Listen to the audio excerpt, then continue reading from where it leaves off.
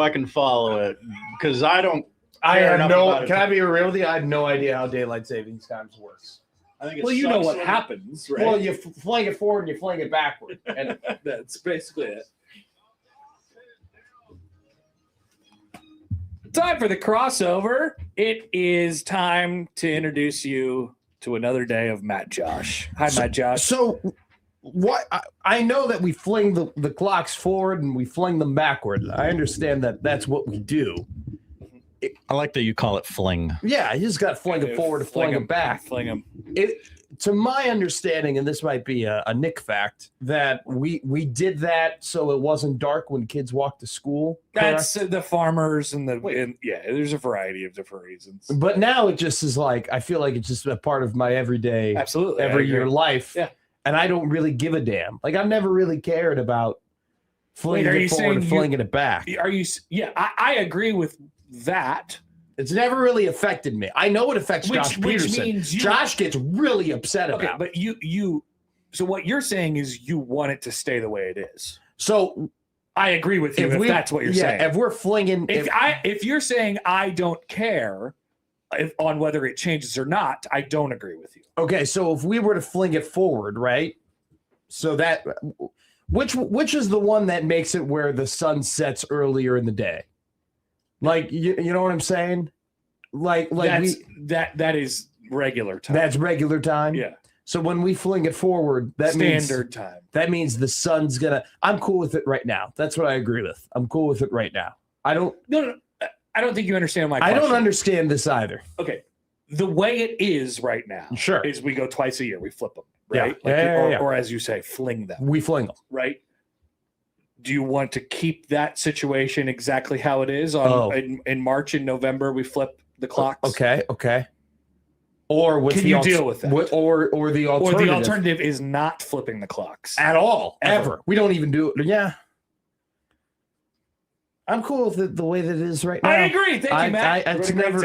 It's never really been an issue for me. It's never like the only thing is that completely. I go about 13 days before I'm like, all right, the clock on the stove is annoying. Like, let me go and fling it back. Yeah, it's the other thing that people seem to have a problem with, that for whatever reason, they're like, I don't want to change my clocks again. So- And I'm like, you don't even have clocks, man. I had this moment. I had this self-reflecting moment where I went like a whole 2 weeks with having to do math on the clock. And then I was like, what am I doing? Yeah. And I just walked up and I hit 4 buttons and we were done and it was over. And I was like, what is wrong with me? Why didn't I do that earlier? Yeah. I'm sure I'm pretty sure Josh hates the flinging them back and forth, and he has some takes on Josh him. Peterson. Yeah, I think because he hates it when like the sun sets at a certain time when he's doing unsportsmanlike conduct. Yeah, that's the other issue that we have with this entire thing. Everyone is only thinking about how it's very specifically affects them. Yeah. And that's more of like a macro problem with the world. I agree. But that's the other thing. All right. So I got a couple of things that I want to bring up to you today. Go ahead. Young Matt. All Thank right. you. So first of all, have you seen this? Have you heard about this? The Never Ending Pasta Pass is back. Oh, Well, This is for you. okay. All right. Please do tell. So I'm gonna get you some details here. If you go to pastapass.com, Okay. it is back in. I guess you can buy it at 1:00 tomorrow, and this I believe goes from August, like late August, until like Thanksgiving. Okay. Whoa. There's like an 8 or 10 week period. Okay. Where it's a never-ending pasta pass.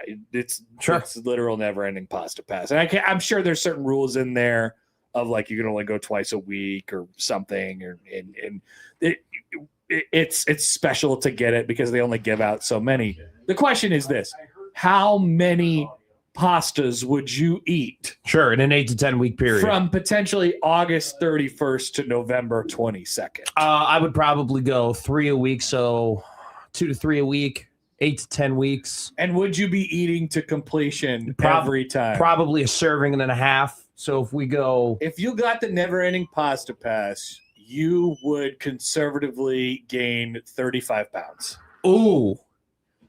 But here's the thing: I already eat like a garbage disposal, and I have been treading weight. It's pasta. It's pasta. I already eat a lot of noodles. I'm going to tell you right now, carbs are not a problem to me. Oh, to completion? That's what you eat, right? I mean, you always eat to completion. I almost always eat to completion. Multiple times a week at Olive Garden. Oh, God. Yeah, probably another 15.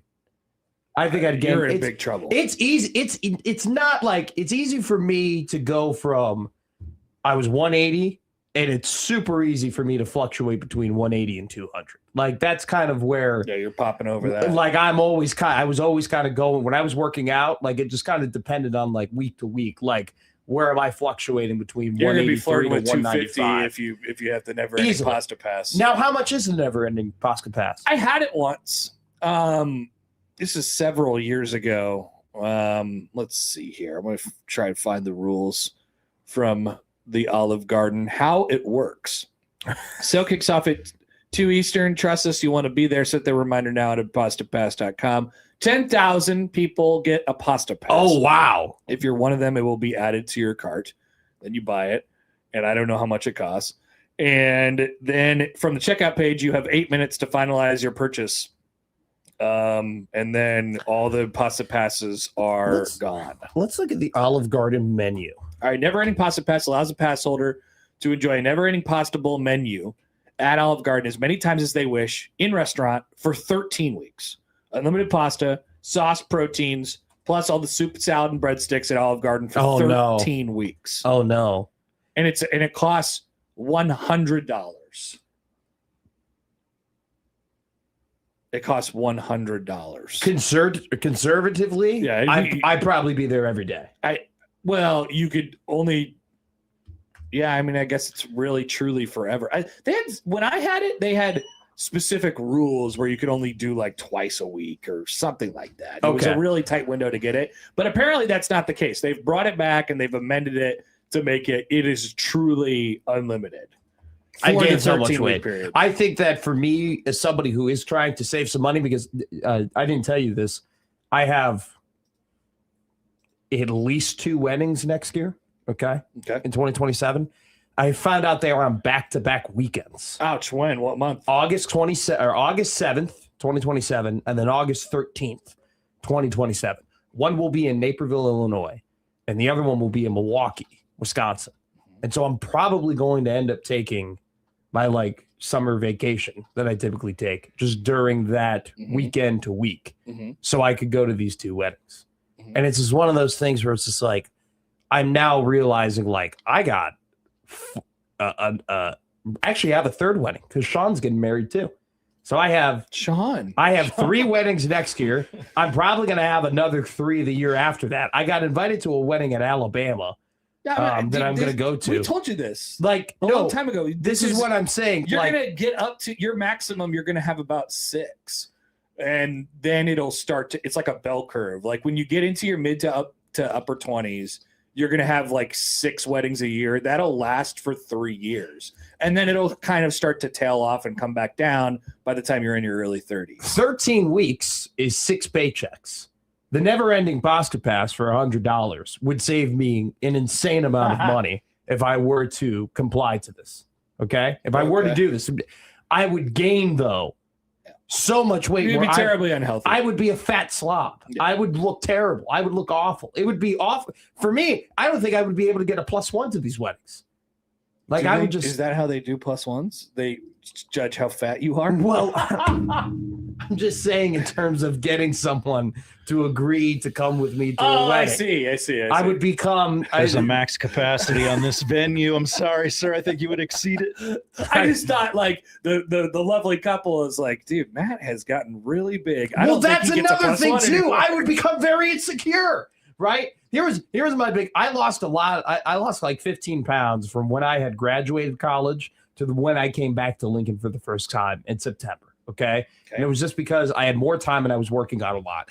And I hated seeing people and then being like, oh my God, you look so good. You look great. You look awesome. And the reason I hated it was like, was I that bad the last time you saw me? Like, I got a lot of people saying that to me right now. That is not how I feel. Please, if you see me, tell me I've lost weight. I take it the other way. I was like, because I thought I had looked good in college. And so then, like, I'm being told how great I looked after I had lost weight. And I was like, really? Was it that bad? Dude, I had some people, this was like, there was like a run of it probably about a year ago where people were like, hey, man, have you been working out? And I'm like, no. I'm not at all. Not even a little bit. Like, I wanted to dig into it further. Like, what are you talking about? Sure. I don't know. And apparently, like what you always say, it just must be, I must have been in a deep point of the weight fluctuation period. May I offer a theory? Yeah, please. You were lifting a baby quite a bit. Great point. She was light. Do you think the baby toned you? You got toned by the baby? Still more weight than zero that you would have been lifting had you not had the baby. If we're compounding the weight, if you're lifting the baby, an hour a day, and it's a 4-pound baby, that means you're lifting, X 4 amount. Pounds, isn't that? I mean, I have no idea. I have no idea how much a baby weighs. 4 pounds is not. I don't know how weights work. You think I work out? Look at me. How You think I'm working How much out? do you think you weighed when you were born? I have. I don't know, 5 pounds 6 ounces. Little baby Jesus on a manger. Haven't even said his first it's words on the yet. small side, but I can ask possible. my mother right now how much I weighed. When I bet was you were born. a big baby. Yeah. Sorry, I don't mean to insult. I'm gonna set the number, Josh. Mom, how much did I weigh when I was before born? you get an answer, I'm gonna set the number as for how much Matt weighed when he was born. This is a great game. At 9 pounds 2 ounces. 9 pounds. They write articles about babies that are that No, big. it's not that big. I was at 9.5, and you said 9.2, and I'm like, over. If I remember correctly, I'm pretty sure I was a small baby. I'm pretty sure I was a small baby. Oh man, that's crazy. I wouldn't have pegged you for a small baby. Someone said to me yesterday that they were like, you have broad shoulders, and I don't think that to be the case at all. I think you have broad I think I shoulders. have average. I am the most average ass man you're ever. a stocky guy. I'm 5'10". Yeah, you're. I'm like the average weight and the average height. Yeah, I might be a little my bit grandma over when average she weight. wanted, or my great grandma when she wanted to call me fat would call me husky, and I really remembered that. So husky is a lot like stocky, and I think we're both pretty stocky people. Did I tell you what my mother told me when I was in Chicago 2 weekends ago? No, She goes. well maybe. She goes. You're a big boy. Oh yeah, I think you did say that. That was tough. That's pretty good. That was a tough moment. Please tell us when you get that answer from how much you weighed as a child, or as a baby, because I'm really, really curious. I guarantee you, like I texted her 6 pounds. Wow, that is pretty small. 11 ounces. Smaller than I thought. I mean, that's pretty normal, but smaller for what I thought you would have been. And I was the smallest of the three. Okay. Of the 3 kids. Okay. This was my dad, by the way, who answered this. Now, how did it turn out? Are you the biggest? By far. Okay. What were the other kids' weights? Dad would know this. Dad would know. Dad is so, and also my dad memorized all of the days, all of the times, and all of the weights. John texted. He said 13 pounds 3 ounces. Whoa. That's what he's guessing for Matt. I think. That's a baby they read articles about. Yeah. Dude, I used to watch a show on Discovery called Archie the 84-pound baby. Oh my God. And that show is crazy. Yeah. I mean, it's just absolute monster of a baby. 84 pounds. My mom just texted me, by the way. And I remember my birth weight. Funny enough, I don't remember my daughter's, which was not even 2 years ago. That's tough. You got to figure I'll that have to out. pull out the I birth don't remember certificate. my son's. Yeah. Yeah. Well, your son's was probably 14 pounds, Yeah. 6 ounces. Do you remember yours? No. Okay. I remember mine. Kid's a tank. Yeah. Oh, I mean, your son is massive, Josh. He's going to be a big guy. Christopher was Stro, if you want a linebacker. Chris was 8 Might need pounds. some players. Chris was 8 pounds 2 ounces. Stolen. My loser brother was 8 pounds 2 ounces, and my sister was 7 pounds 4 ounces. That's pretty average, I think. You So, were the smallest. I was the smallest. I am by far the biggest of the 3. And you were the biggest child. That's because you spent 4 years in this beautiful state. Well, yeah. I mean, my brother's 5'7". I mean, he got the he would have Latin been- height. Do you think he would have been taller and bigger had he went to college at Nebraska? Probably. I mean, I think I really do. I tell you, I go back to Chicago, and I just have a bigger strut about me. I walk faster. I walk longer. I kind of like I bump into people more. Like I don't know what it is. Try to throw people off the line a little bit. I just can't help it. It's just. I mean, this is an alpha state, and I've become an alpha in the states full of betas. You don't have to be that, but there's some larger people here, certainly. I love it. I mean, it's the farm enjoy kids. it. Dude, I get a lot. I have so much more fun. Have we had the discussion yet about taking you out to the farm? We need to take farm upstate. We got to get you to the farm. Not that farm. I've been to a farm upstate. I've been my buddy Ben owned a farm. Upstate or up, central Nebraska. It's not up anywhere. Well, no, you go up. You go north. You don't go up to get to central Nebraska. Oh, sorry. In northern Nebraska. Where? Stanton. Okay. All right. I actually don't know where Stanton is. What part of the state is Stanton? It's by Lee County, by Norfolk. Biley? It's by Lee County. Oh, by Lee County. There you go, Stanton. It's you're right. It's over by Norfolk. I was taken up to that farm. This farm I was taken up. Okay. What'd you do? I had never shot a gun before, so we shot some shotguns, 12 gauge. Fun stuff. He had a pond out there when we caught some bass. Like they had stocked the pond a couple months before. Did you help? No, I didn't help do anything. What did they farm? Corn, because it was Wilkie Farms was a pig farm, and so they used to be a lot bigger. It's not smaller. They sold off a lot. Everybody will be selling the pigs. But yeah, and then they had I think they had some soybeans as well. I remember one time my grandpa's he had a hog house, and we went out there, and this the truck came to get the hogs in like the middle of the night. It was these Canadian dudes. Yeah. And we all went out there to try and help and get the hogs inside of the truck. It was the craziest experience I've ever had. It was like 3:00 in the morning. That's insane. And these Canadians were yelling at us, calling us hosers and stuff. And dusters. And the pigs are like, like the pigs are freaking out, and dude, they're scary. Dude. Hoser, that was wild. Hoser's an old school. People, kids don't know about hosers anymore. People don't call anybody hosers anymore. I don't know. I didn't even know. Oh, really? No. Okay. Not really. They go dusks. They call you dusk, or they call you a duster or a bender. They don't call you a ate at Duskers this weekend. Because it's like is that what the Canadians are saying? That's what the hockey players are saying. Oh, because the hosing, the hoser was because you had to like hose down the ice, like instead of a Zamboni, you'd hose it down. Term comes from? Because it's like you take the hose and that's what you're doing. You have to clean up the ice for all the good players. That you're a hoser, right? But the thing is that you don't use a hose anymore. We have these big industrial Zambonis. And so it's just like you don't need a guy to hose anymore. It's still a great term, though. It's a phenomenal term, but now it's been replaced for bender and duster. So is it like the equivalent of like if Connor and his buddies in high school and college called each other like tarper? What's a tarper? Like you're on tarp duty. Oh yeah, you're a tarper. tarper. Yeah, basically. That's everybody was a tarper. It didn't matter if you were playing or not. You were a tarper. You could not get out of field work. You will do field. It's like, do kids call kids now? What are you, a groundskeeper? Or that's basically what Josh is saying. What are you, a grounser? Yeah. Well, really, it'd be turf. You're a turfer. What's the name for the guy who brings out the little rubber pellets and puts them on the turf? I'm pretty sure that's a middle-aged man who likes to smoke on a Traeger, or the modern-day equivalent of a hoser. You just really painted the mental picture there. Just theater of the mind. Really? I pictured the exact person you were thinking of. Everybody knows a guy who just got a pellet grill. Okay? Everybody knows. How do you know someone just got a pellet grill? Don't worry. They'll tell you. They'll tell you they just got a pellet grill. It's very true. Just like, how do you know a guy went to Michigan? He'll tell you. That's 100% true. He'll tell you he went to Michigan. I like that guy will tell you what Traeger he got, what number it is, what deal. And they always get deals on the Traeger. Everybody always gets, I got a great deal. If you're buying a Traeger at full price, you're a sucker. Exactly.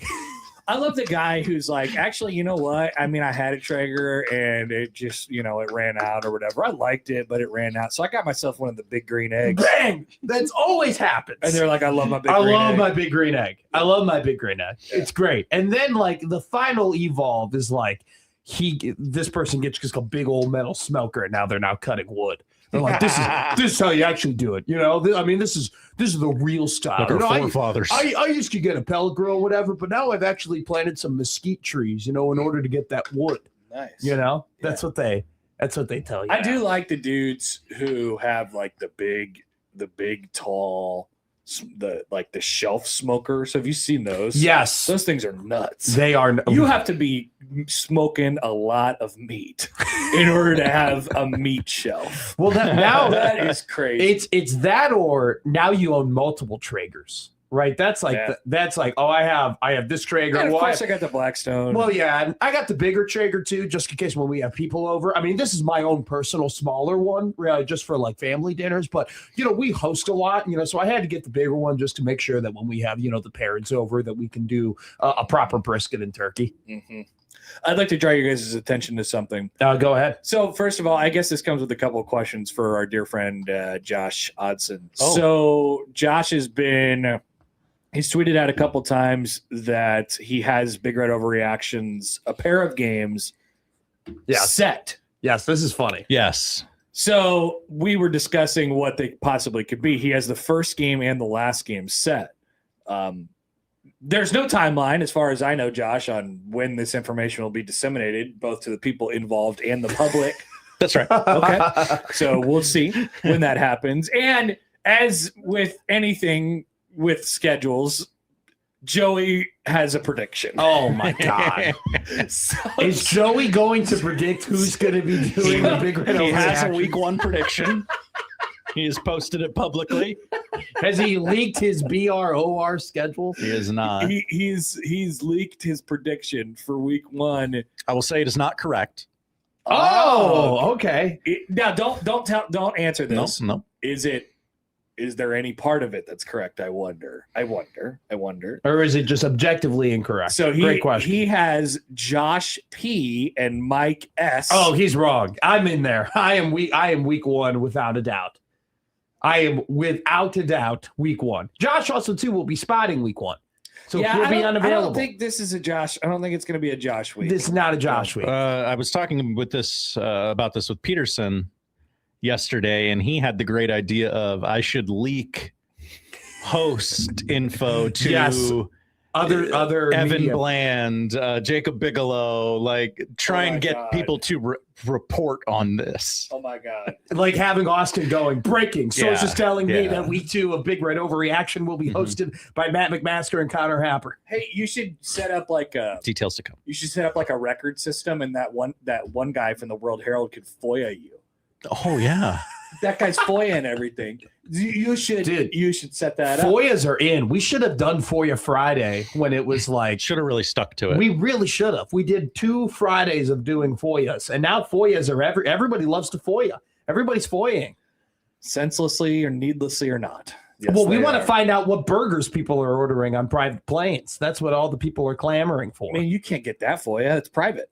We already had that happen. Really? We had a FOIA that told us how much Nebraska DoorDash gone to the private plane. Do you remember that? Oh, yeah.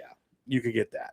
It's public money. Yeah. That was a terrible guess by Joey. Awful. Whoa. It's awful. Wow.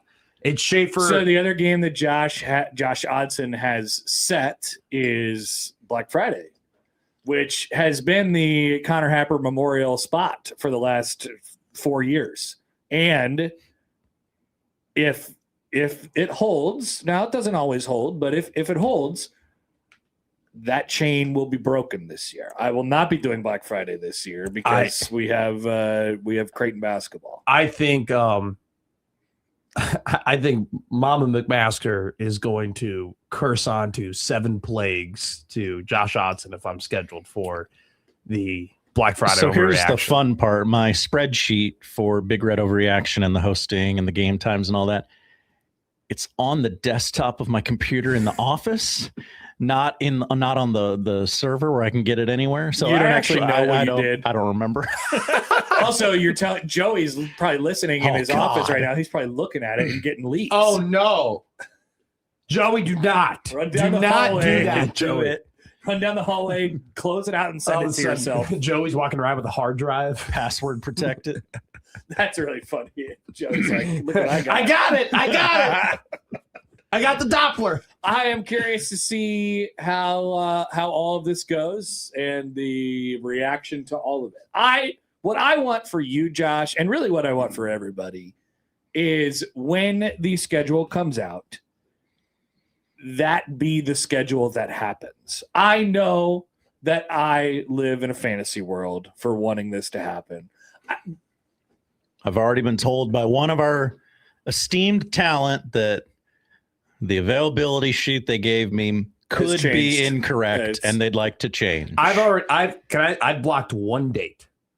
That's all I've blocked. You only sent him one that was bad. I sent him one date that I would not do. I gave him a limit on how many I would be willing to do. I gave him a maximum. Okay. I'm willing to do, like, this is the maximum number of games I want to do. Interesting. It was hold those cards close. It was the same number of games last year that I said that's the maximum I'm willing to do. And you went probably 2 or 3 over. And he went over what that maximum was. I think we're in better shape this year. I think we are. Creighton's schedule really broke the right way. Creighton's schedule broke the right way. It did, absolutely. Is the Creighton volleyball schedule out? It is. Okay. And it is amazingly not much of a problem, except for early in the season. I said my reason why. I think I sent Josh 3 blackout dates, and 2 of them were for volleyball. If everyone listening could put the pressure on one John Bishop. Oh, yeah. John. To send an availability to me. He's got the most conflicts. Sure. Creighton basketball. Well, he does a pregame show for as 16, many games as he's zone. willing to do. I don't know if I can say how many that is this season yet or not. Huh. I go ahead and I mean, them. my blackout date is really just because I want to do something specifically that weekend. It has nothing to do with like. You want to go make out with Kurt Signetti? Whoa. We do have an Indiana segment today as to why are people saying the things they're saying about Kurt Signetti. I have to be at that game because I have to see that scowl one time. No, I have to see his eyebrows go up like this. I don't have any like work conflicts, and I was like, I just want this one weekend because I'd like to do these specific things, and that's it. So the other thing that happened last year, that's the only blackout I was given. The other thing that happened last year, I believe, was Josh put out the initial schedule, and then I started filling in my schedule around it, and then things changed after that. Like Nebraska asked me to host a couple of the Cornhusker kickoffs or whatever. That's right. And then I did that, and then I couldn't, because then I just went to the game after that, and I couldn't host Big Red Overreaction. So that changed like after the initial schedule is things will change. We were in the middle of this happened where Josh goes to one of the hosts, hey, you're hosting this week instead of Matt. They were like, no, I don't think that's happening. And then No, I'm not. No, I'm not. If only there was a correlation between actions and consequences. And then I ended up that person, I ended up hosting that one. Yeah, we'll see about that one. Joey, good luck with that, Josh. Seriously. Joey's exactly what happened. Joey's given us an update. He's updated his prediction. Yikes. Yeah, to now the correct. I bet it's Schaefer and McMaster for week 1. And he's also said, this is all caps, by the way. I'm a considerate human being and not stealing information. I totally believe that for sure. So I mean, he's a dummy, by the way. Whoa. For putting Peterson number 1. Does he not listen to Sportsmanlike Conduct? He doesn't talk to Josh. He's napping. Josh is all he's been saying, though, has been saying that week 1 and week 2 he's been spotting. Joey's fighting for the freedoms of criminals in this town. He is. He doesn't have time to listen to Unsportsmanlike by not Conduct. Getting asked to be a juror. I think we should give all of the America 250 hats to Joey. Just give them all to him and have him. I love my America 250 hat. I'd be happy to do it. I want a deal 4 for $80. I worked myself into a shoot over those hats. By the way, Dad has now, Mike McMaster has been so fired up by baby talk. I'm like, that he's saying, you were born early and the earliest of the 3. You wanted to get out. It's probably why you were the smallest. Early in the day or premature? I'd be like probably before the term. Before the old 40. Dad then says, Chris was born on his due date. He was the only child to be born on said due date. Yeah, that almost never happens, right? Yeah. He goes, that rarely happens is what he put at the very bottom. That's the exact I wonder what the percentage of that is, like actually being born on the date that they set 9 months prior. So it's pretty wild. Chris was born on February 19th. Lulu was supposed to be due in like a week after that. It was either a week after or a week before. And all of a sudden she started to come on February 17th. Like it's all started to kind of happen on February 17th. Mhm. And my Chris did not want to share a birthday with his little sister. Nice. And so Get out of here. Mom did all of the things that she had to do in order to get the baby out as quick as possible. So they weren't born on the same day. Shove spicy food up your butt.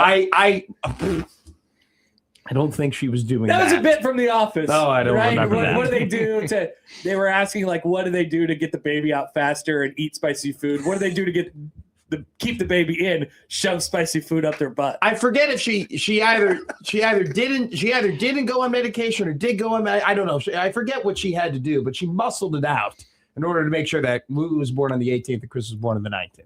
Mother sacrifice. Literally, because my loser brother was being a little pain, being like, I don't want to have the same birthday. Well, it's territorial.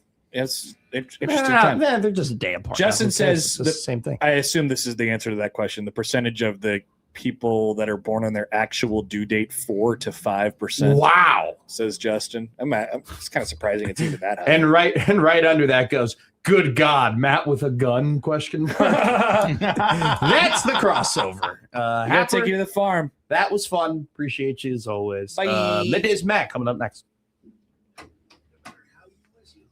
I'm still stuffy. Like, I'm not sick, but I'm like, I got some like nasal crap going. New room, new air. Messing with you? No, it's just, I think it's just one of those things where it's like the weather, and I also don't think going to Wrigleyville 3 times in 5 days was great for bacteria. Feels like a trap. Yeah. What did I do?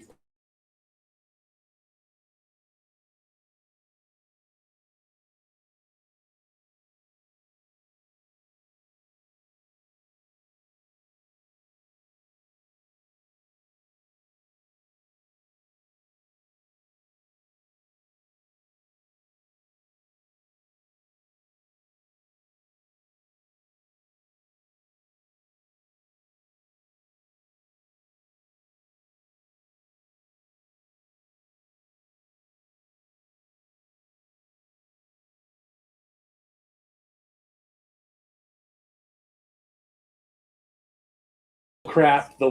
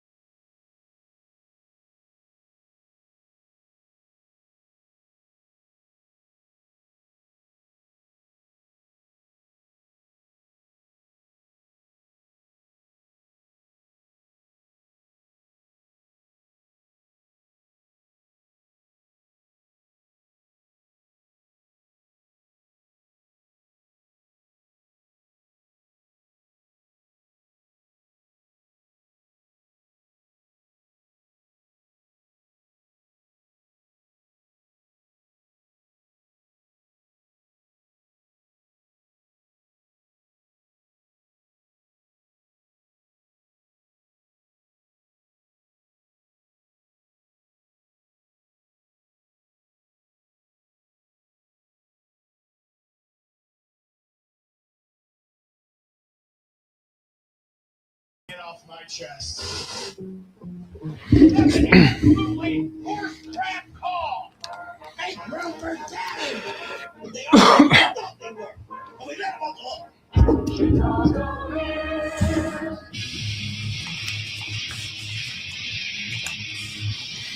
This is Middays with Matt on 1620 The Zone.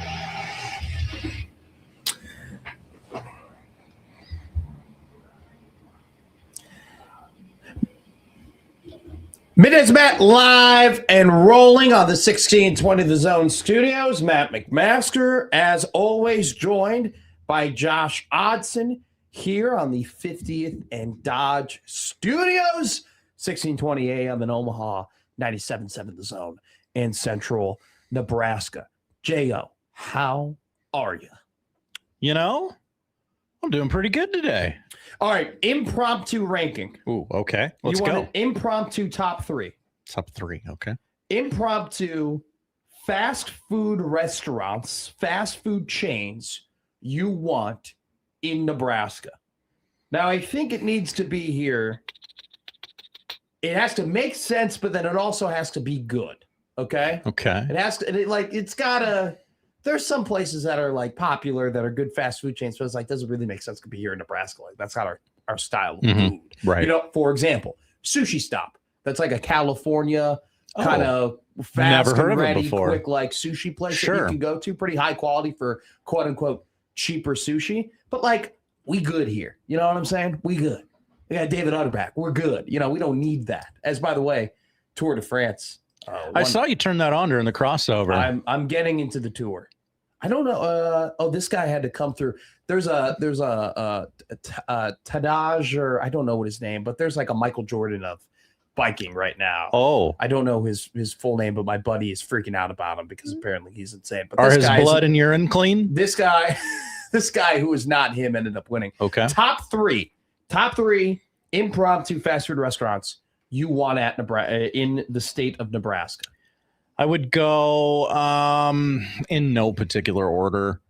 Whataburger. I don't think I would eat there very much, but I think it would Neither make would money. I. I think it would make money. So do that, make money. I want to save the third one because I imagine that's where the conversation's going. I don't know. What's the place I like? You know, the place that I like. The place that you like. Yeah. Is it Shake Shack or is it Steak and Shake? It's Steak and Shake. Which is the one I like? No, you like Shake Shack. I'll just tell you my top three because I know it. All right. And third would be Portillo's. Okay. In-N-Out number 3. All right. I think that's easy. That's a lot like a Whataburger for me, where I eat it because I can't get it at home. If it was across the street, not sure I would go very often. I've been to Whataburger 3 times. I have not enjoyed it any time that I've gone. Mhm. To me, it has not been better than McDonald's. Okay. I go because I can't get it.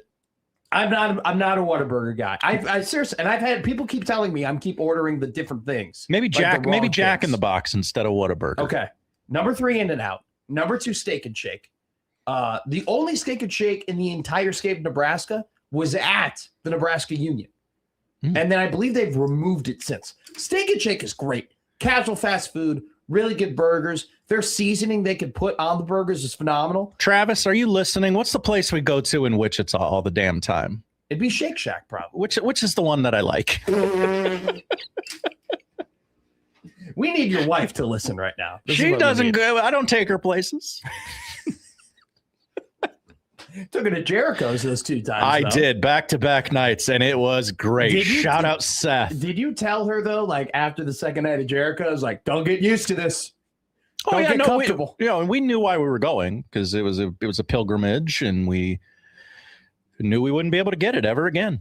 Number 1 is Portillo's. Mm-hmm. I can't tell you a fast food restaurant that would embody this town better than Portillo's.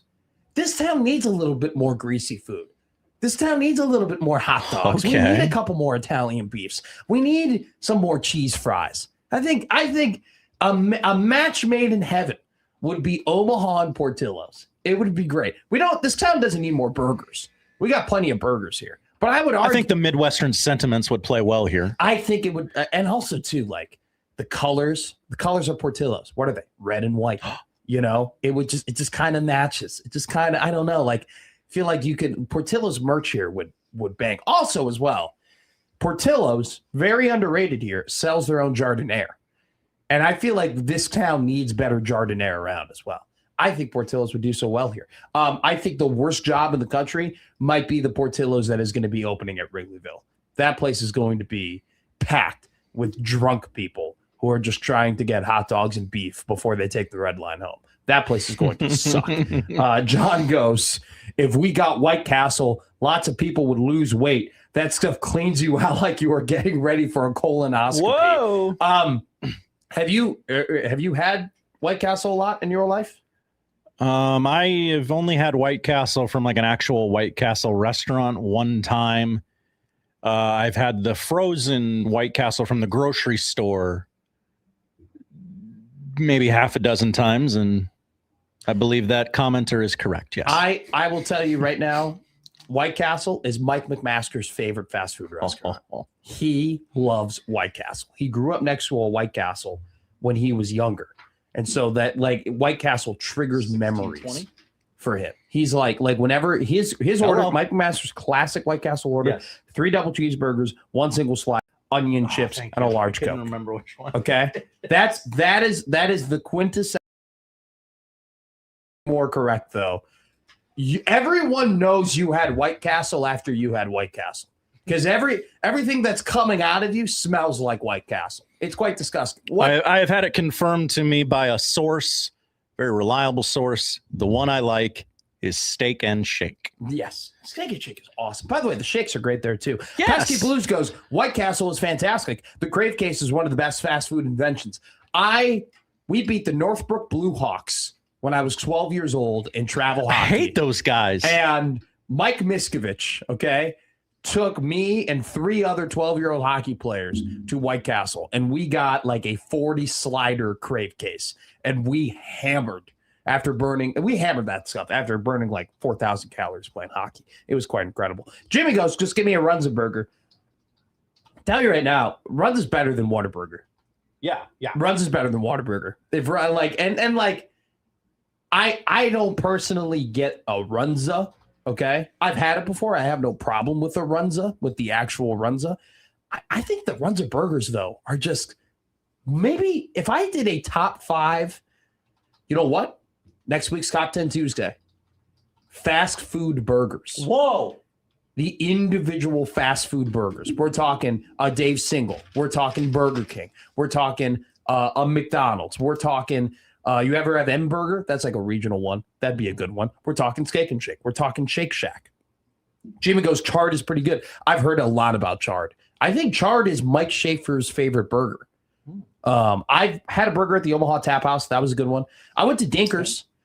Talk about nostalgia. Talk about like walking into a place and being like, these walls have seen people. If Dinkers walls could talk, what would they say? Would probably be an awesome Omaha World Herald article. We will be talking to 2 people from the Omaha World Herald today. Whoa. Oh my God.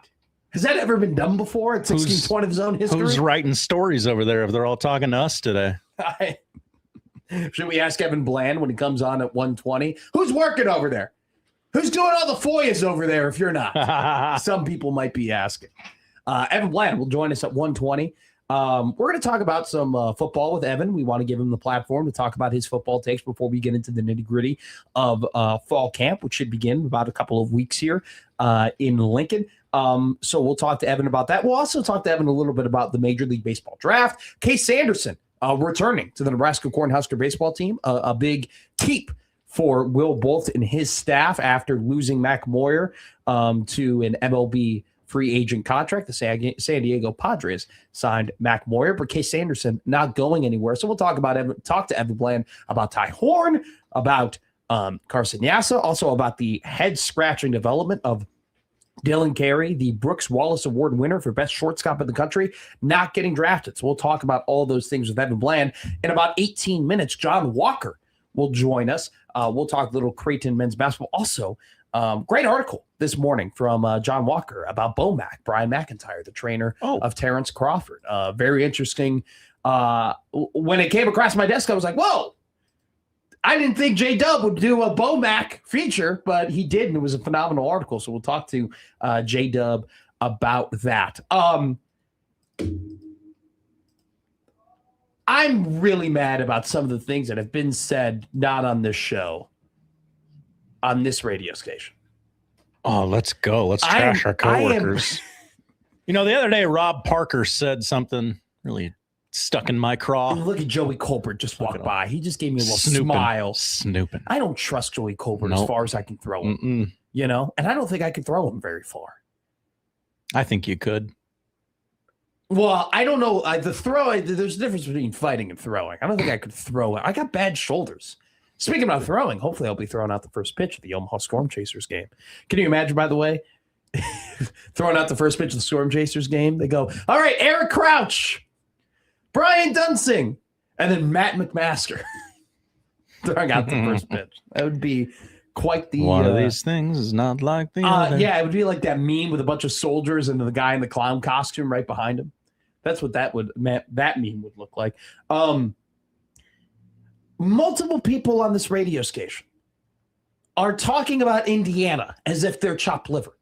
Multiple people on this radio station are talking about how Indiana, that's a game that you never know what Indiana could be. And, they could not be that good this year, or, it's blasphemous to think that Indiana could blow out Nebraska in Nebraska next season. I'm going to tell you something right now. If we have to be the Indiana radio show, we're the Indiana radio show. I am all over this team, just like I was all over this team last year, just like I was all over them the year before. We are the Indiana Hoosier football show on this radio. John Bishop is saying things about Indiana. Severe is saying things about Indiana. Steve Sipple came on the show and agreed with John's. Those precious James Madison recruits are gone. Get out of here. All right? You didn't even know who they were. You didn't even know who they were when they stepped on Indiana's campus. I still don't know who they are. D'Angelo Pons, Elijah Surratt, Camara, the defensive all sound made up. People are saying that they would not be surprised if Nebraska were to beat Indiana. What? These are things that people are saying. These are sentiments that Bishop they're all fired. and Sipple are putting out yesterday. I can't fire Sipple. Severe is saying that it's the most gettable game out of the three: Oregon, Ohio State, Indiana, which may not be fully incorrect. Yeah, sure. At the same time, I'm not going to believe that Nebraska is going to beat Indiana until 000s hit and Nebraska has more points than the Hoosiers. That's when I'll start believing that Nebraska can beat Indiana.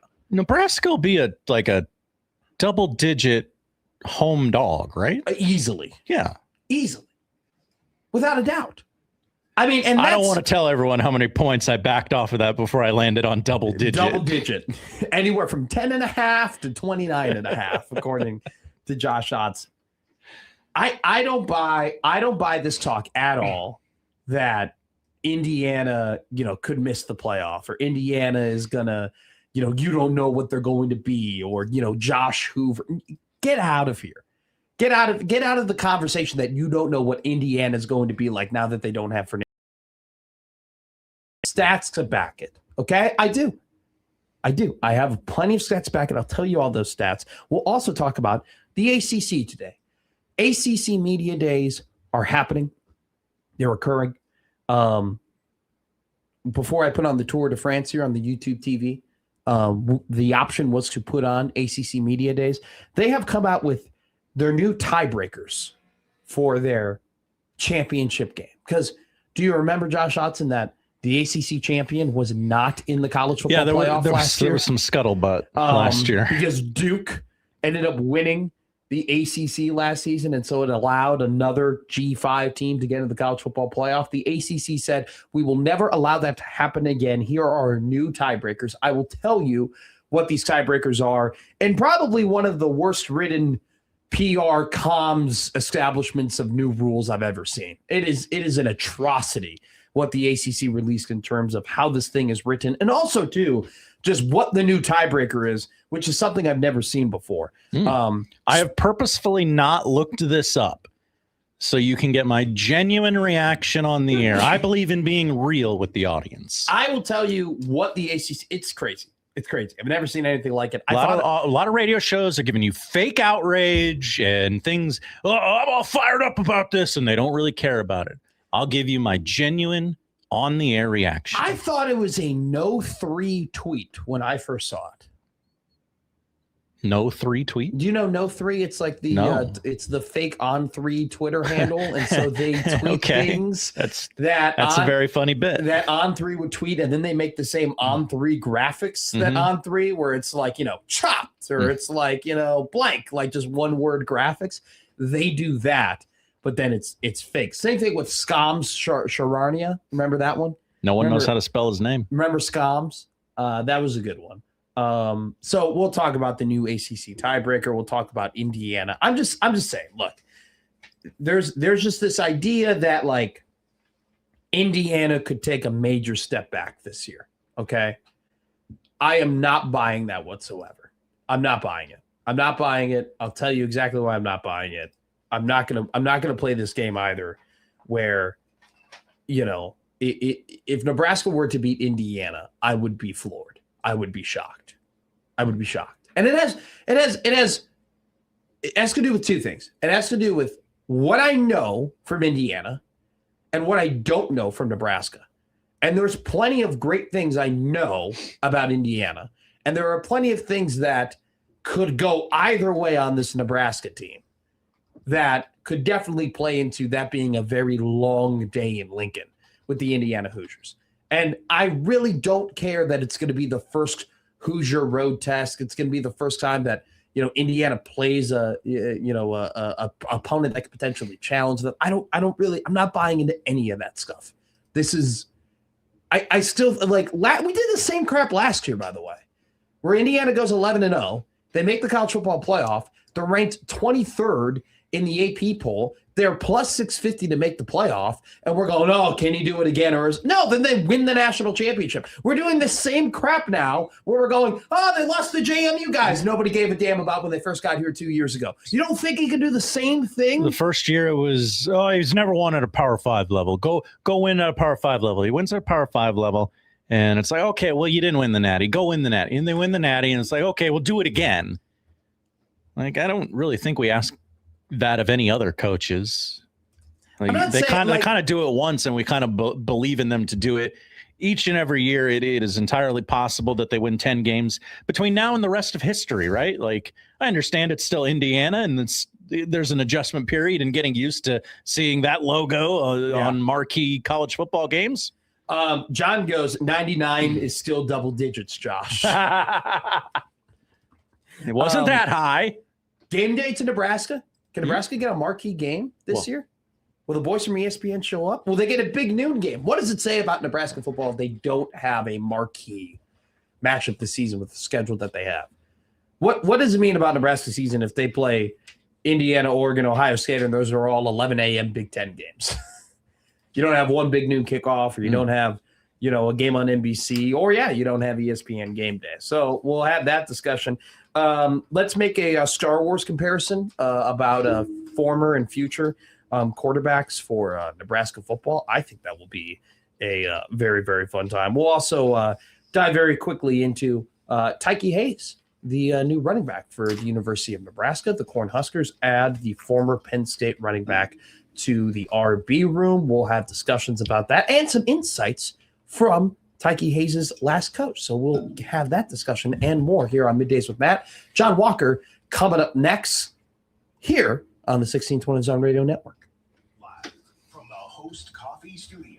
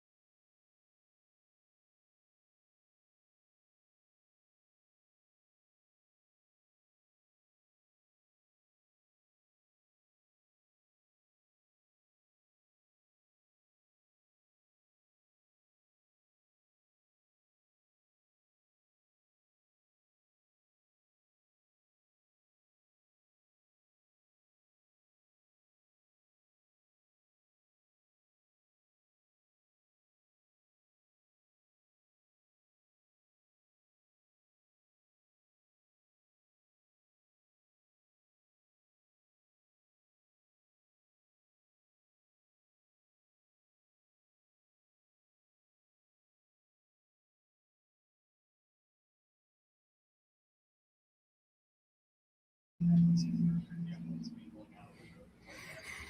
boom, boom, boom. What up, chat? Can you hear me, chat? I don't know if they can.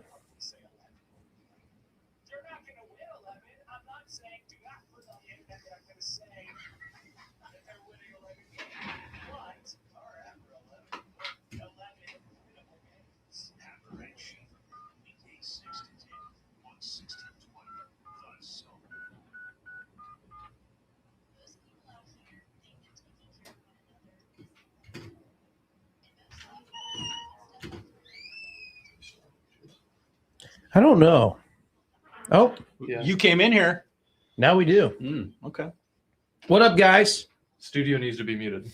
No, I know, but we were testing. We're talking to we're talking to our people. This Hello, is a bit. John. You're How are doing you? this on purpose. Well, no, but I mean, we're testing it out. Just a minute, John. That particular instance, yes, we did it on purpose. We did it on purpose there. That was to test. Okay, I'm back, John. How are you? Oh, we're just getting used to our new studio. Because I think we were trying to figure out if that was for sure the problem. So it's going okay. It's an Yeah. investment. But it's all good stuff, right? Yeah. We're coming back right now. Hang on.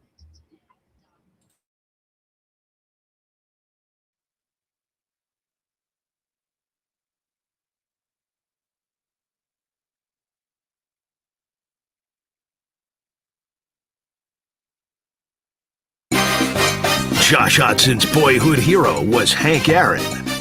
Matt McMasters was the guy from the Dos Equis commercial. Now it's starting to all make sense. Middays with Matt on 1620 The Zone.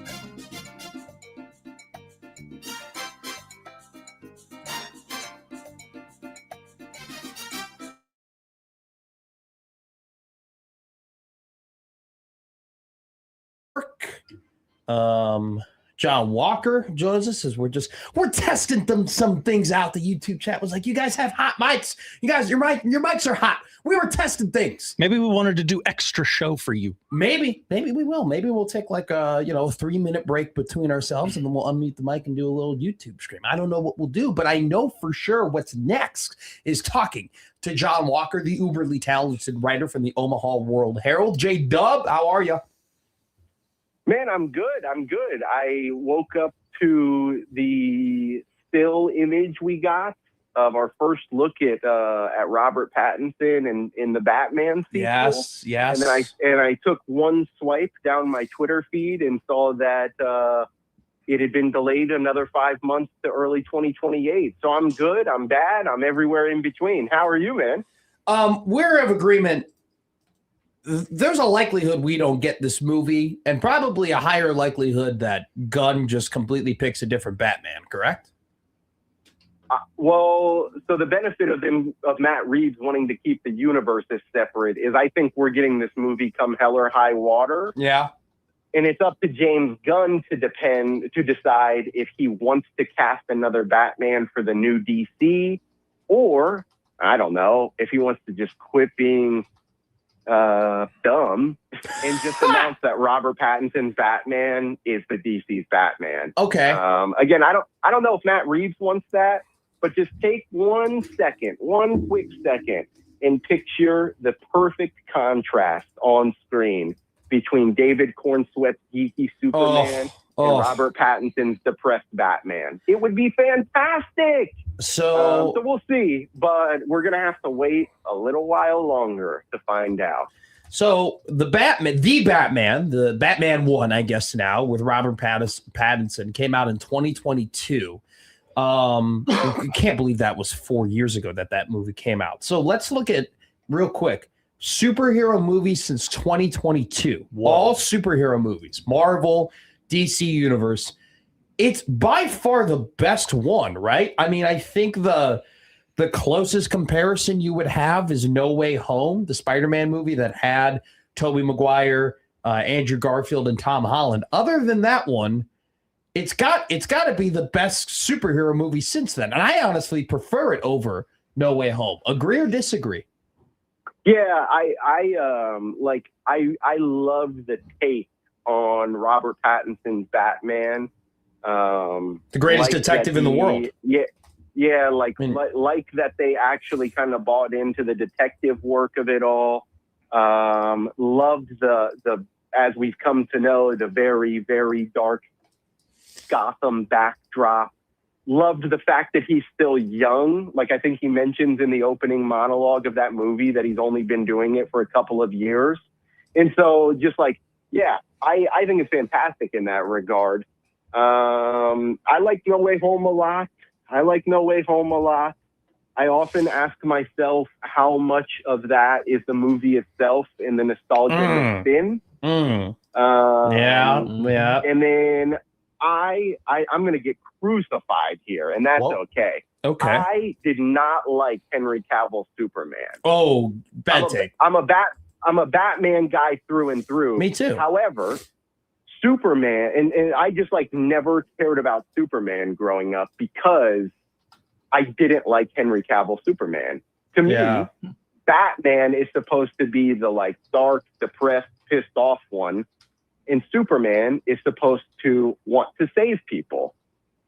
And that was like not what Henry Cavill Superman was. And that's fine. Fine. It just didn't sit on my taste buds the way it did most people. I think if you're going off of like the comic book Superman, you can make the argument that Henry Cavill was maybe a little bit too snarky. You know, like he was too cool maybe, and he was because Superman often gets made fun of for how corny he is, which is kind of why the Injustice comics work so much, because it's such a stark contrast between the Superman who is corny and who's, you know, one for all for one. And then you have, you know, the evil Superman who is on the other end of the spectrum. You can make the argument that Cavill's his a take on the role, if you will, was a little bit far leaning to that maybe kind of darker side that Superman just it's either one or the other, you know? Yeah. And that's fine. And I get why people like that. It just wasn't for me. Sure. I really, really, this is a long, long way to say I really enjoyed David Corn Sweat's Superman last year. But as much as I enjoyed it, I definitely don't think it even gets close to touching 2022 The Batman. No, not even close. Not even close. And I think that the 2022 Batman, like, it's, you bring up the detective work. He is the greatest detective in the world. And like and you haven't really tapped into that in Batman before. Like Affleck, I think, was just old man Batman. Christian Bale had the little, like, I'm Bruce Wayne, I'm a billionaire, and I'm very smart. And then Michael Keaton, you know, that kind of role was just a little bit more cartoony in the 90s. Like, this is a darker Batman, which I loved. By the way, the Batman is better than any movie James Gunn has made. And I think Robert Pattinson is a better actor than anybody that the DCU currently has. And yet they're not going to keep him. And they delayed the movie. So that sucks. That's very disappointing to wake up to as well. I'm glad we can have this conversation. I'm good. I'm good in the sense that we got a first look. The cowl looks a bit different. I think the ears are a bit longer, a bit pointier than they were in the 2022 movie. But we're going to have to wait a tad longer to see it. Well, I mean, I saw the pictures of them having snow, which makes you think that Mr. Freeze is going to be in the movie, which we haven't had a Mr. Freeze in what? Since Arnold. Yeah. I mean, it's been a very long time since we've had that, so I'm very excited. Haven't had a Mr. Freeze since Arnold. Let's talk about your article today that you wrote about Brian McIntyre. Let's talk about it. One of the best trainers, not one of the, probably, I mean, just the best trainer, the best boxing trainer in the world. He's the guy, Bomac, as people know. Great job, man. Seriously, you did a phenomenal job, in my opinion, encompassing his accomplishments, but also shining the light on the type of human that he is. And you use the word selfless a lot in the article that you write about Bomac. What was the process of writing that article, and just kind of what were your favorite moments getting to know the best boxing trainer in the world right now? Yeah, so really it, not much. As the Creighton beat reporter, like, recruiting's a big thing this time of year, but not much is going on in the sports world in mid-July. And so, usually I we have these small things that kind of come up, and Bomac was being honored with the WBO Trainer of the Year award last Friday at B&B, his gym with Bud. And And so swung by that, and instead of just doing hey, he was presented this award, it you know, turned into a bigger feature. And yeah, so just spent some time with him on Friday evening, talked to Bud briefly as well. He's quoted in the story, and just, you know, it was clear through the award presentation that Bomac, as successful as he is, as accomplished as he is, didn't want that moment to just be about him. Yeah. Like, he appreciated having a big new gold rock around his finger, and that was nice. But he also told me that the rest of his team, Team Crawford, they're going to get gold rings as well. He's going to give them gold rings as well, because it's not just about him. He wouldn't be able to do it if not for them. But the fact of the matter is, he's the mastermind behind this whole thing. And so, yeah, it's just like, it's super cool. It was super cool to talk to him. Bomac and Bud, I think you can tell through some of the quotes I used in that story, and certainly some of the ones that I did not put in that story. They are unapologetically themselves. Yeah. Like, come hell or high water, they are unapologetically themselves. And I absolutely love that. Yeah. I love it. Instead of, you know, buttoning yourself up or acting like someone you're not as soon as the camera starts rolling or the audio starts recording. Like, no, that's not what happened. And so in turn, I think that you get a pretty good story as the result. And, you know, I hope people think the same when they read it. I want to read this quote from the article, because it's something that I don't know if a ton of people who aren't at least close or, you know, big followers of Bomac and Bud know. But let me read this. Bomac went 7-14 during his boxing career from 1994 to 2007. The heavyweight hung it up after losing 5 straight fights, all by knockout or stoppage.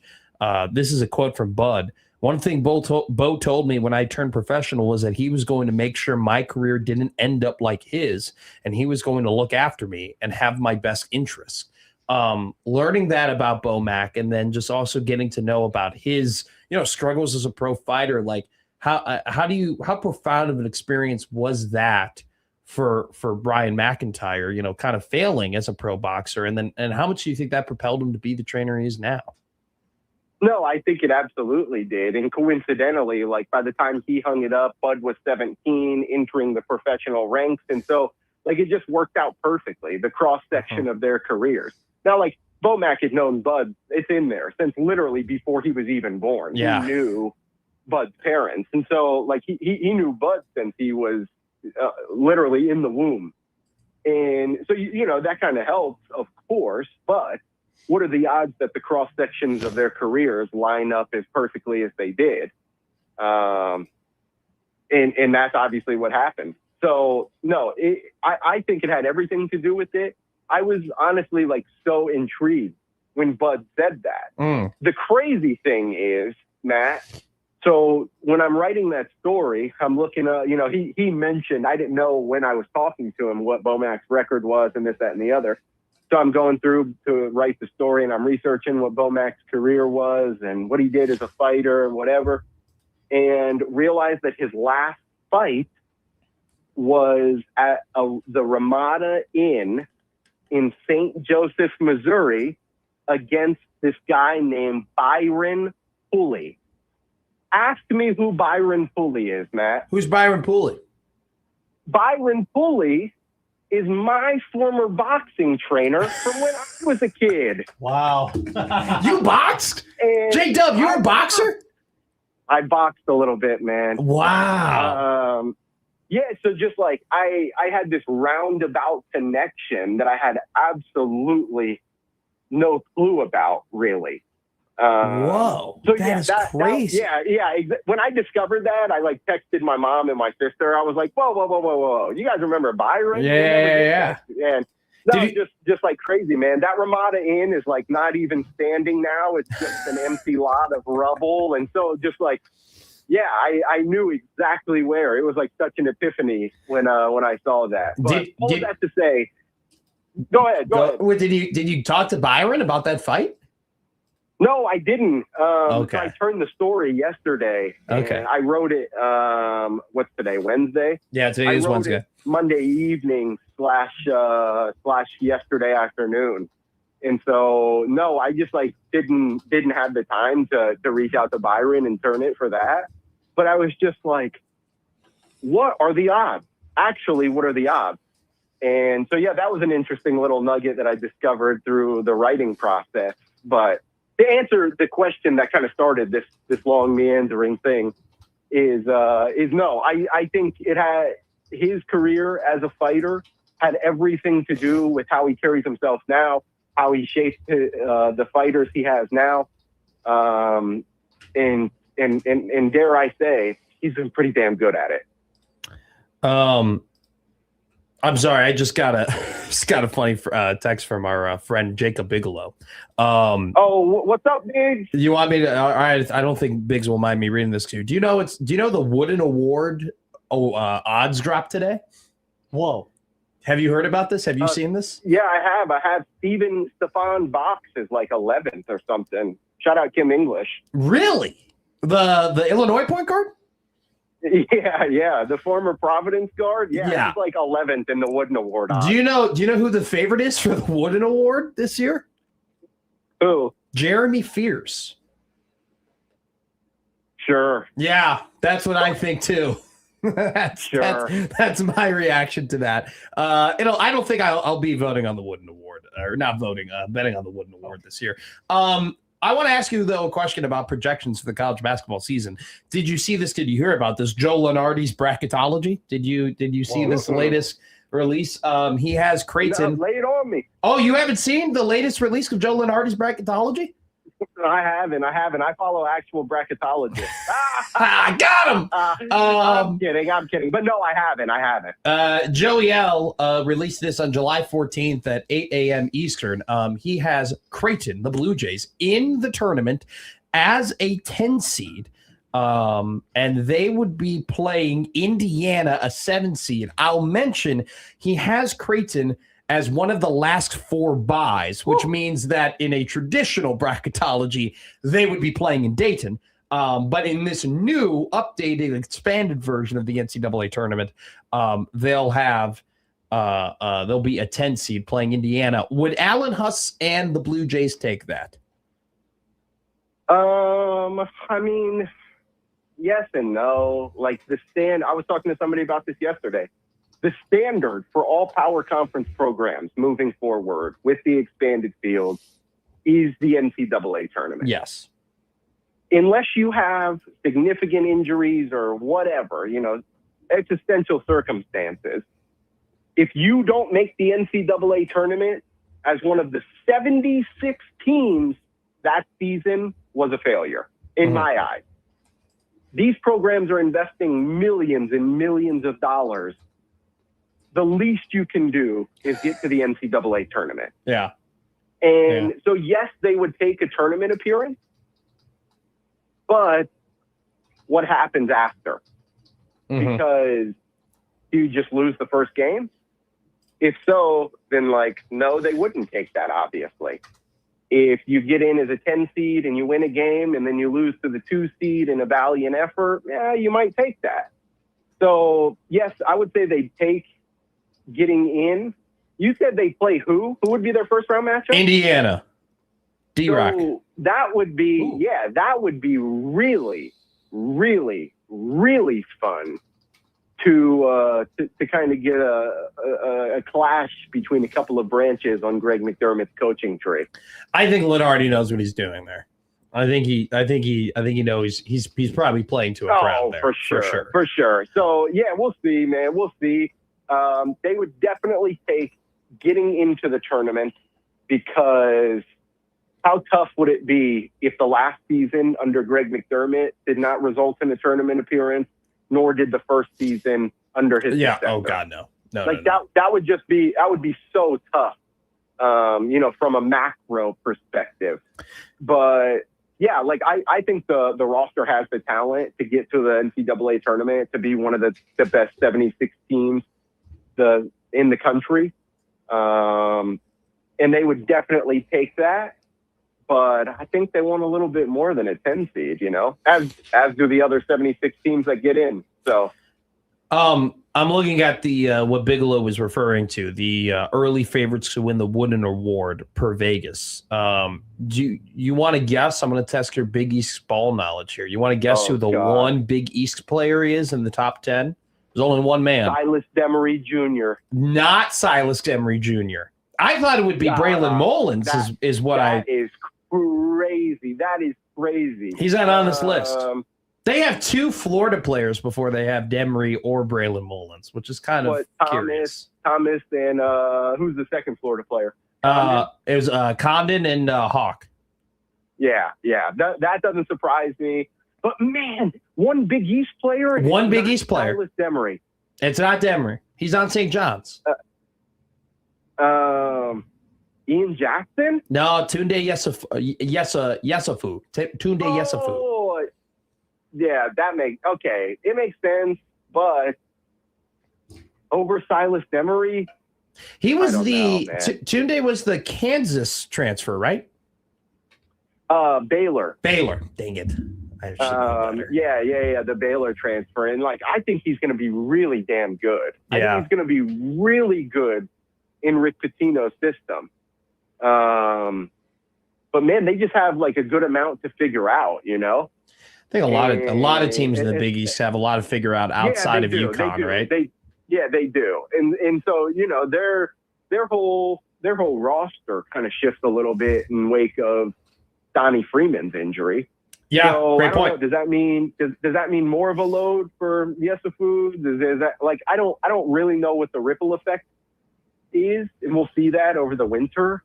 But clearly, if you ask me what Big East player was in the early Wooden Award odds, I would not have said him. I would have put a lot of money on that person being Silas Demery. Real quick, before we let you go here, Jon Walker, the Omaha World Herald, go to omaha.com, read his latest story about Brian McIntyre, best boxing trainer in the world, trainer of Bud Crawford. Awesome article. There was a great end there on the article, John, where what is it going to take for Bo Mack to retire? And he tells you exactly what he wants to do. I don't want to spoil it for anybody, but it's a great article on omaha.com. Can you guess how many Big East teams Joe Lunardi has in his latest bracketology before the season is 100 days away?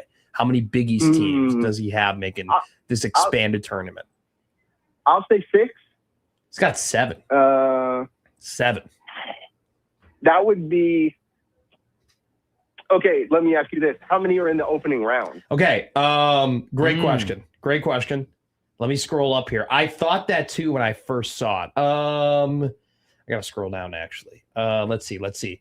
In the last 4 in, one, only one, 2. He's got 2 in the opening round. 2 in the opening round. 2 in the opening round. Firmly in, 2 in the opening round. He has Xavier and Marquette in the opening rounds. Okay. Yeah, that about lines up. And I mean, we've got months to talk about this. We have too much time. Yeah, that's crazy. That about lines up with what I think how the Big East will shake out.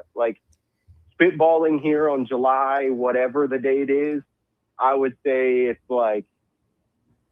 UConn and Villanova and probably St. John's. We'll see how they adjust again after the Donnie Freeman injury. But I think those 3 teams are, again, probably the best in the league. And then what happens after?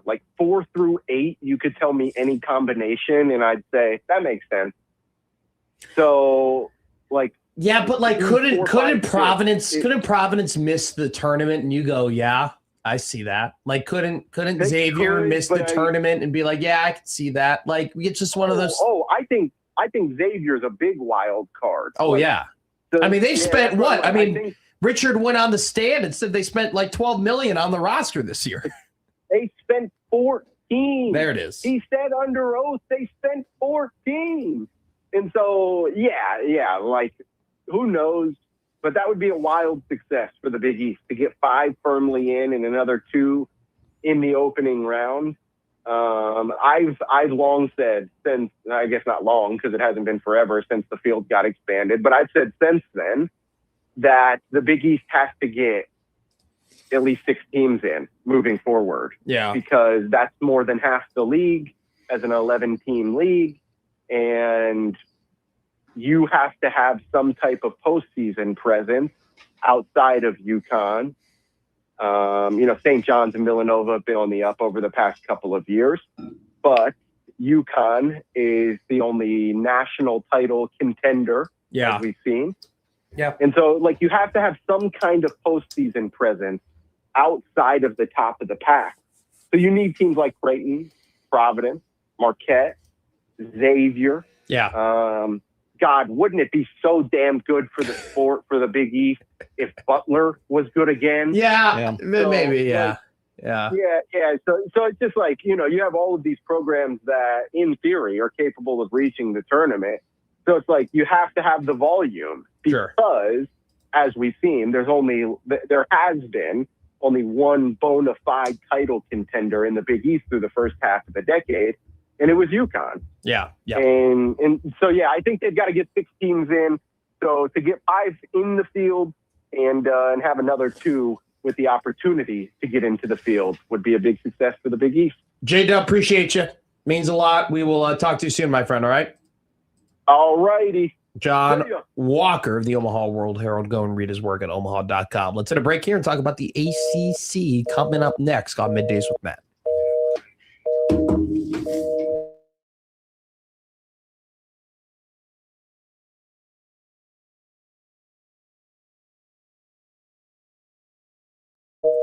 Clear.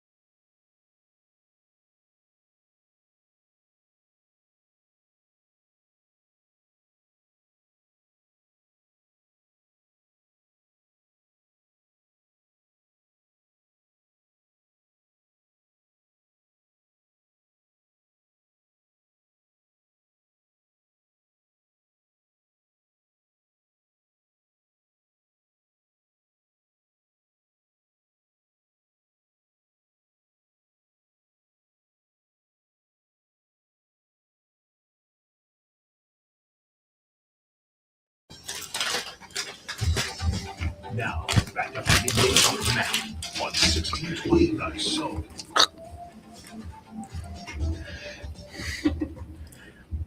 Why's McAfee interviewing all these Olympians? He interviewed an Olympian yesterday. All the Olympians will be at the ESPYs tonight for one more round of glory. Yes, the ESPYs. Will you be watching that tonight? My wife enjoys the ESPYs from a lot of the awards that they give out to not like best team or best play, but like The honorary. Jim Abbott is getting an award tonight, Yes. and she's a huge fan of Jim Abbott. She teaches that to kids that she meets, and is like, don't tell me you can't do anything because this guy threw a no-hitter. Do you think LeBron James will announce where he's going tonight at the ESPYs? Oh wow, what a huge piece of goodwill to throw towards ESPN. Well, do you remember when the ESPYs were like, he came on the ESPYs and was like, I ain't going anywhere. And I was like, I don't think anybody was really freaking out about you retiring, my man. This would be the spot, right? He could dominate the news cycle Easily. And all we're going to be talking about is LeBron going to the Philadelphia 76ers. Whoa. How would you feel about that? Not great. They would be the favorite to win the Eastern Conference. Right? 100, the whole thing, right? I love your signing, though, of Mitchell Robinson. You needed a big center for the Celtics. To steal one from the New York guess by Knicks. definition, he fills the role of big center. He checks both of those boxes. Big center. Philadelphia would be loaded. Maxey, Yeah. Brown, Embiid when healthy, which I think that is just... If you get him Embiid. for 12 games, you've got him for more than you thought you would. Now, honestly, at this point, they just need him for 25 minutes during the playoffs a game. That's just all. If they were able to get Jaylen Brown's the number one, I don't understand. I get why he's a very polarizing figure right now, but he is a number one in the NBA. You add him with LeBron, Tyrese Maxey, some bench pieces that they have. Philadelphia would be great, which is why I do think he's going to Philadelphia, because it's the fact that it's almost like when we have this conversation about Ahmad Hudson, right? Where Hudson's dad went to LSU and he grew up in Louisiana and all that type of stuff, where it's like, this is a slam dunk, very easy thing for Hudson to go to LSU. But it speaks a lot to the fact that Nebraska is in on the hunt. It's a slam dunk, easy thing for LeBron to go to Cleveland. Like it just makes so much sense to go back to where he grew up, go back to where he started his career, and it's a full circle type moment. Cleveland could use a player like that. But yet I feel like the fact that Philadelphia is even in on that convo just goes to tell you how much pull they actually have. A report came out yesterday that there was a FaceTime between players and LeBron that happened for the 76ers. So it seems like they're out on the trail. I just couldn't imagine being a Celtics fan and giving, I understand NBA divisions, we've had this talk before, like they don't really mean anything, but giving a team in your division the piece that got them LeBron James and therefore a championship for a bag of peanuts. Like what did they get in exchange for Jaylen Brown, a finals MVP? Obviously, there have been some very notable, emotional, awesome SB moments. Stuart Scott, obviously the one that comes to mind immediately for me. But Shane Gillis, the fact that he is even in the conversation of like I'm not interested in the SBs because I don't want to see this Marcelo guy do a monologue. Like, You're out on Marcelo?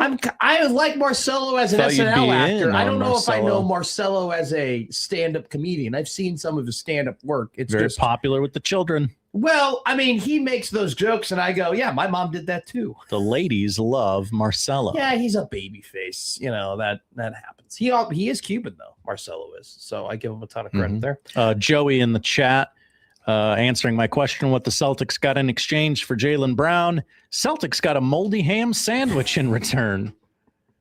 One of the pretty much one of the best maybe comedy bits I've ever seen though was when Shane Gillis was like, "Hey, this is the WNBA All-Star. What was her name? Brittany Griner? No. He like said, "Hey, like 8-time WNBA All-Star Brittany Hicks." That's what it was. Brittany Hicks is here, and it was just his buddy's wife. Everybody started clapping for her, and he was like, "Nope, not a WNBA player." Gotcha. You guys don't know ball. I thought that was very funny. All right, this is comical from Brett McMurphy today. Brett. ACC's new tiebreaker policy to determine ACC title game teams.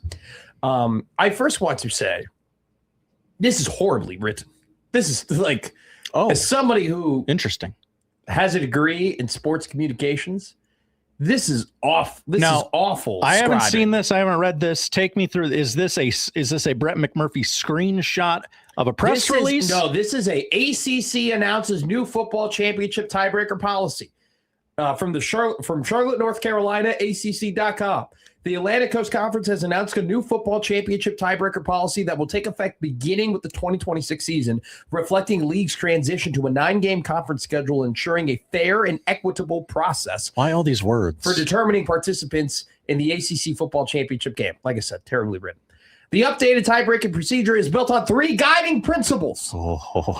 Okay. Head-to-head results will always matter most. Why do you have to write it like that? Just say head-to-head results. H2H results. Number 2, guiding principle number 2. No team will be overly rewarded or penalized based on the number of conference games it's played.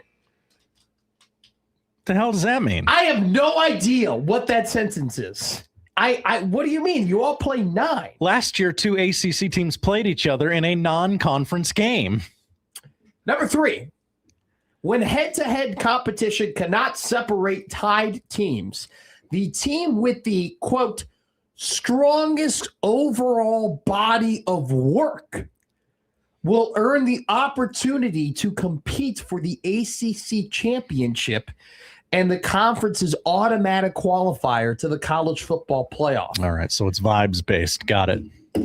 What the hell is it? The team with the strongest overall body of work? That's just the very nice way of saying, now we're going to choose which team has the best chance to make college football playoffs to play in our championship game. Right, because there's an actual metric called opponent strength of schedule that if you were using, you would have said opponent strength of schedule. That's not what they said in that release that had way too many words. A tweet from Ross Dellinger. Oh, hi, Ross. The ACC will use its third tiebreaker, an analytical component from Sports Source, which the CFP uses. Oh, okay. So they're just going, do you know what their tiebreaker is? We're going to pick the team that we think can make the college football playoff and that can win a college football playoff. Yeah, that's what they should do. That's the well, I just think it's crazy that they're just going off and saying it.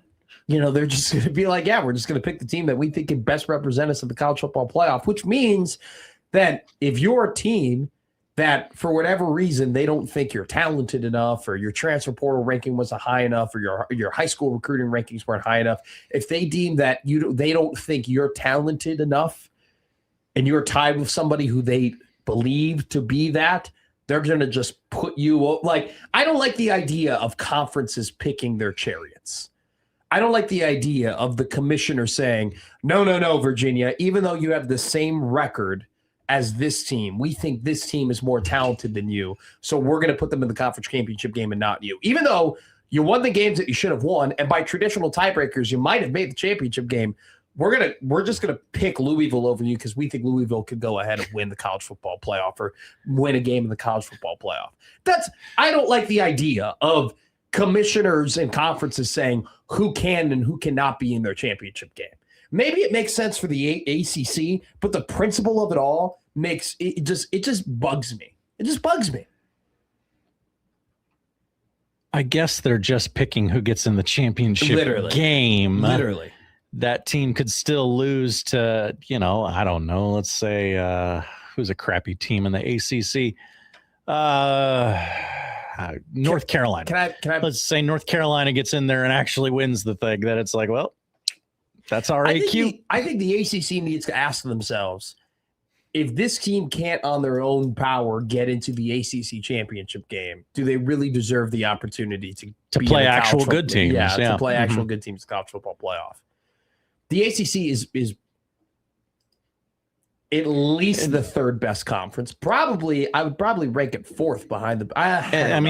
They obviously had to do something because of last year and that cluster that they found themselves in, which I bet if you ran it back 20 consecutive years, you would never run into that again. Well, no, it's because Miami did not make the ACC championship game. That's exactly why they're doing this. And they don't want it to happen again where Duke wins their championship game and then isn't a college football playoff team. That was embarrassing for the ACC. And frankly, they got bailed out by the college football playoff committee, putting Miami in over Notre Dame. Definitely. Notre Dame we talked to Brett Ciancia yesterday. Notre Dame analytically, statistically, had a chance to win the entire college football playoff last year.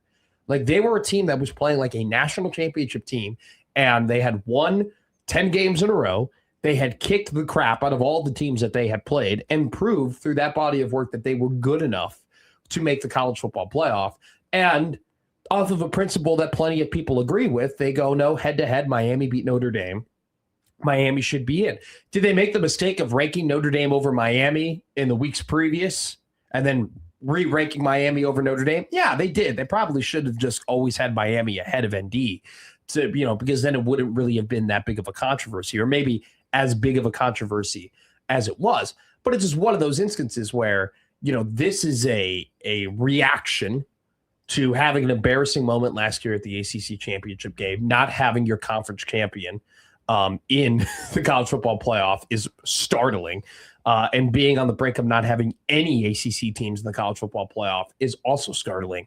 At the same time, though, I don't like the idea of Jim Phillips and the guys being able to say, hey, this team over this team or that team over this team.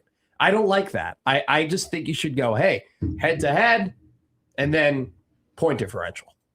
Obviously conference record, then head-to-head record, then what's your point differential? And I say the case once again, it's not like the ACC is this super mega strong conference.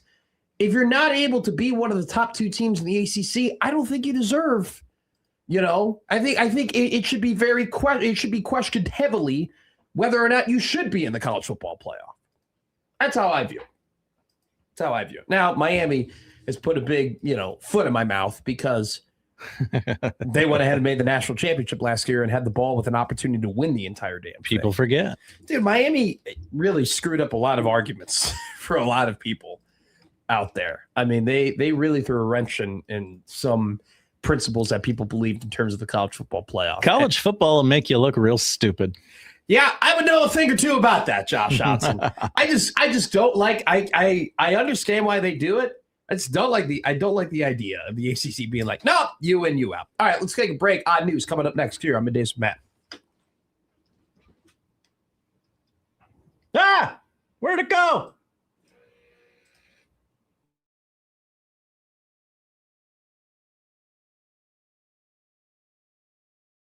Stay here.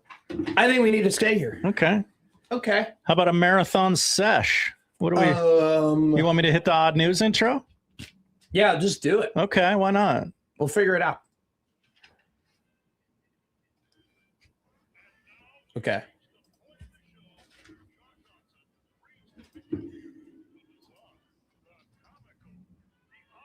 You got the timer for the clock? Timer for the clock? Do you have the timer for the clock? It's fine. Don't worry about it. All right. Let's do it. Screw it. Yeah. Are you ready? I can't go to break even if I wanted to. I know. That's what's happening. Yeah. We currently have a blank screen that allows us to hit our breaks and stay on time here. That will not be happening. Someone tell Central Nebraska. That screen that screen is now blank and we cannot go to break. So we're gonna trudge on through. We're gonna do the odd news. We'll figure this out after it all happens. And we'll see what happens. But let's first talk about the odd news stories of the day. Josh Hudson, please go. We go to Florida, if you'd like to guess. I will do man and woman. They are married, together in crime at a Taco Bell. I love that guess. I do too. It is not correct. Okay. We go to a man who... well, he's got a vacuum cleaner, right? I don't like where this is starting. Well, you're not going to like where it ends either. That's great to hear. Kevin Westerhold, 51 years young, old enough to know better, some would say, entered a no contest plea to indecent exposure. Yeah, there it is. In connection with the incident earlier this year at the Windsor Hills Resort in Kissimmee, I believe is how it's pronounced. Following plea negotiations with prosecutors, Westerhold was sentenced this morning to a year's probation, fined $271 in order to undergo evaluations within the next month. What kind of evaluations are you going to put this guy on? You see, if you haven't connected the dots or if you haven't seen the Wayans Brothers comedy Scary Movie, this gentleman loves his vacuum and loves it very much. It's a different kind of love than you and I, who might have a top of brand, top of market vacuum and love to use it and love to tell everybody about how good our vacuum is. It would be a different kind of love. Yeah, it would be a different kind of love, wouldn't it? It'd be like the kind of love in The Boys, right? Yes. Between the octopus and that one guy. Yeah. That type of love. A detective provided the play-by-play. Let's see what happened here. We have a play-by-play? He continued to blank the handheld section of the vacuum before using it on himself for further expletive deleted. The cop added that 2 witnesses advised that the suspect was obviously committing these acts for his own gain, let's say. What are you gaining? What's the debate as to why he's doing it or not doing it? I think it's pretty clear why he's doing it. Do you think he changes the adjustments? Oh. I have questions. Do you think he changes the adjustments? Maybe he'll be the guest on Wacky Guest Wednesday. It is a Wacky Guest Wednesday today here on Middays with Matt. Sadly, he will not be today's, maybe next week's. Argentina in the news today. Moving on. They're playing in the World Cup. That's right. A court in Argentina has recognized 2 goldfish as sentient beings with rights. Very controversial decision. The decision led to their transfer from a 10-gallon glass display case at a sushi restaurant to a 660-gallon fish tank at someone's house. The tank at the Buenos Aires restaurant was exposed to the sun and street noise. A nonprofit called Empty Cages thought the restaurant tank was not suitable. It filed a complaint in court, arguing the conditions violated an animal abuse law. That's right. They argued keeping fish in a fish tank was against animal rights laws in Argentina. They convinced the court to move the fish to a more suitable place. A lawyer with the group said the restaurant staff did not object to the ruling. An animal specialist has adopted them. The court ruled the fish would remain in his care. He said the fish are doing, quote, very well. What are they going to put him in a penthouse in Trump Tower? It sounds like that's the ideal scenario. What are we doing here? Well, the light and the streets and the traffic. It was just too much for the fish to take. Then just tell the restaurant to move the tank over. Could you put the tank somewhere in the back? Hey, man, I just want to let you know, we don't want to go to court here. It just seems like that's not a good area. Most people just be like, yeah, okay, I'll just move the tank. What is going on? There's some people who really get over their skis and super excited and very passionate about some of the weirder things. Okay. I'm just throwing that out there. I wouldn't be freaking out about goldfish in a fish tank. I don't think that's on top of my mind. I think I have other things I'm thinking about. Final story. Go ahead. And I guess I'm going to read this slower than the other 2. I don't know. They're still fixing things. Yeah, it's okay. Again, Florida, another chance for you to redeem yourself. A very great Florida guest by you last time. Okay. Let's go with a sledgehammer. Ooh. An elderly man and a Staples. Was I close? No, but God, these guesses are just someone needs to commit these crimes that I'm thinking of. The story writes itself after you give the 3 things you're guessing. A man was very upset that the Staples did not have his desk. They discontinued his brand of pen. The man, 38 years old. Oh, hey, Bud Crawford's going to be on in an hour. Oh, wow, that's cool. Not on this show. Sorry, no, not Pat on this McAfee. Show. We don't have that poll. We don't. A 76-year-old Florida woman received her new license plate in the mail and, quote, went ballistic when she saw the letter and number combination that was randomly distributed to her said L69, L69. SQZ A55. I'll give everyone a moment to figure out what A55 might look like. Yeah. SQZ A55. Hell yeah. Yeah. That sounds, you know what? I'm getting some new Nebraska plates soon. Mhm. I might ask that to be mine. Yeah. When I saw that, I went ballistic. I said, how could that pass inspection? Nancy Dello Streeto. Oh, nice. She's got 3 names. Nancy Delastrito. Yeah.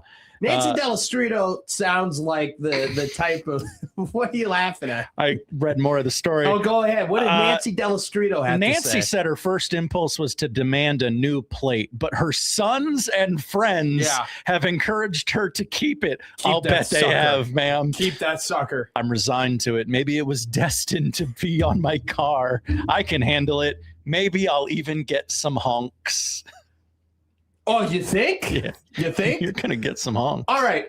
We're going to take an extended break. I don't know. We'll be back eventually. Well, yeah. We'll have to make some calls and do some things. Don't go anywhere. Or at least come back at some point. As we're just trudging through some technical difficulties, but it seems like we figured it out. So that was the odd news in our little ACC segment. We'll be back to talk about Indiana football and their game against Nebraska in a couple of months here on the 1620 Zone Radio Network.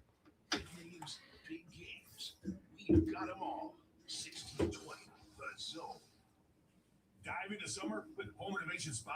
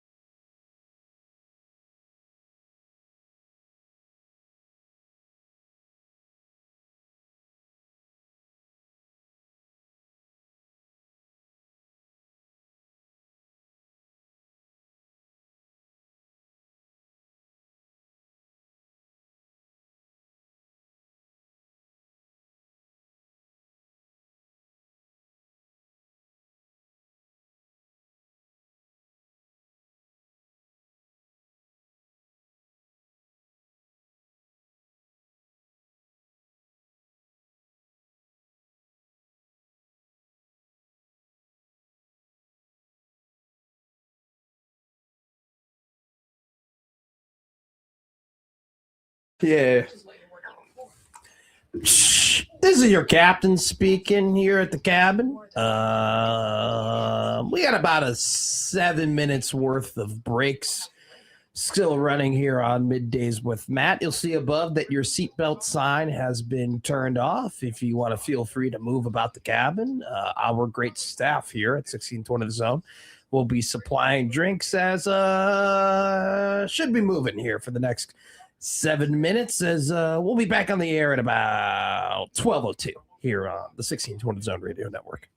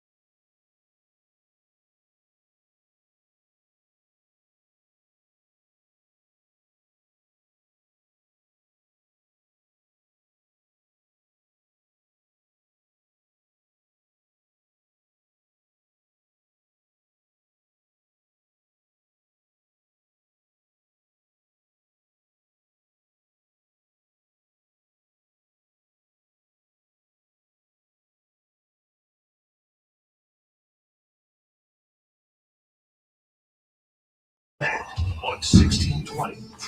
So. Don't forget to call us on the Prairie Flower Casino Zone hotline. Prairie Flower Casino, play longer, win more. 402-951-1620. You can email us on the Equitable Bank Zone inbox. Equitable Bank, they take banking personally. They always pick up on the first ring. And additionally, we've had Pesky Blues in our chat, which reminds us to tweet at us at the Liquid Trucking Zone Twitter feed. Let's go ahead and go to the Liquid Trucking Zone Twitter feed, where I went to the offices of 1620 The Zone. Okay, back there down the hallway. And I went to go and talk to Nick Grimm. I was going to tell him, hey, just so you know, a couple of these things have happened, blah, blah, blah. Guess who was still there when I walked in? Joey Colbert, who is currently on a tear. It seems like he's got nothing better to do. Killing the Twitter game. He has made predictions for almost all of the Big Red overreactions and who their hosts will be. Shall we go through them, Josh Hodson, the keeper of secrets? Yeah, let's do that. For week 6, Nebraska versus Indiana, Joey has Mike Schaefer and Connor Happer. For week 5... Would really not want the host of a show to be working together, because that kind of kills their Monday show, which is a big show. Yeah, he doesn't know what he's doing. You gotta have a big programmer brain like me. Because he does it again, Josh Hodson. Oh, week 5, Maryland versus Nebraska. Josh Hodson hosts with Matt McMaster. That is not going to happen. Actually, I can tell you for a fact that is not going to happen. Wow. That's incorrect. I don't know that Joey. I can tell you for a fact. No, I can tell you hey, look at me. Look at me. I can tell you for a fact that is not happening.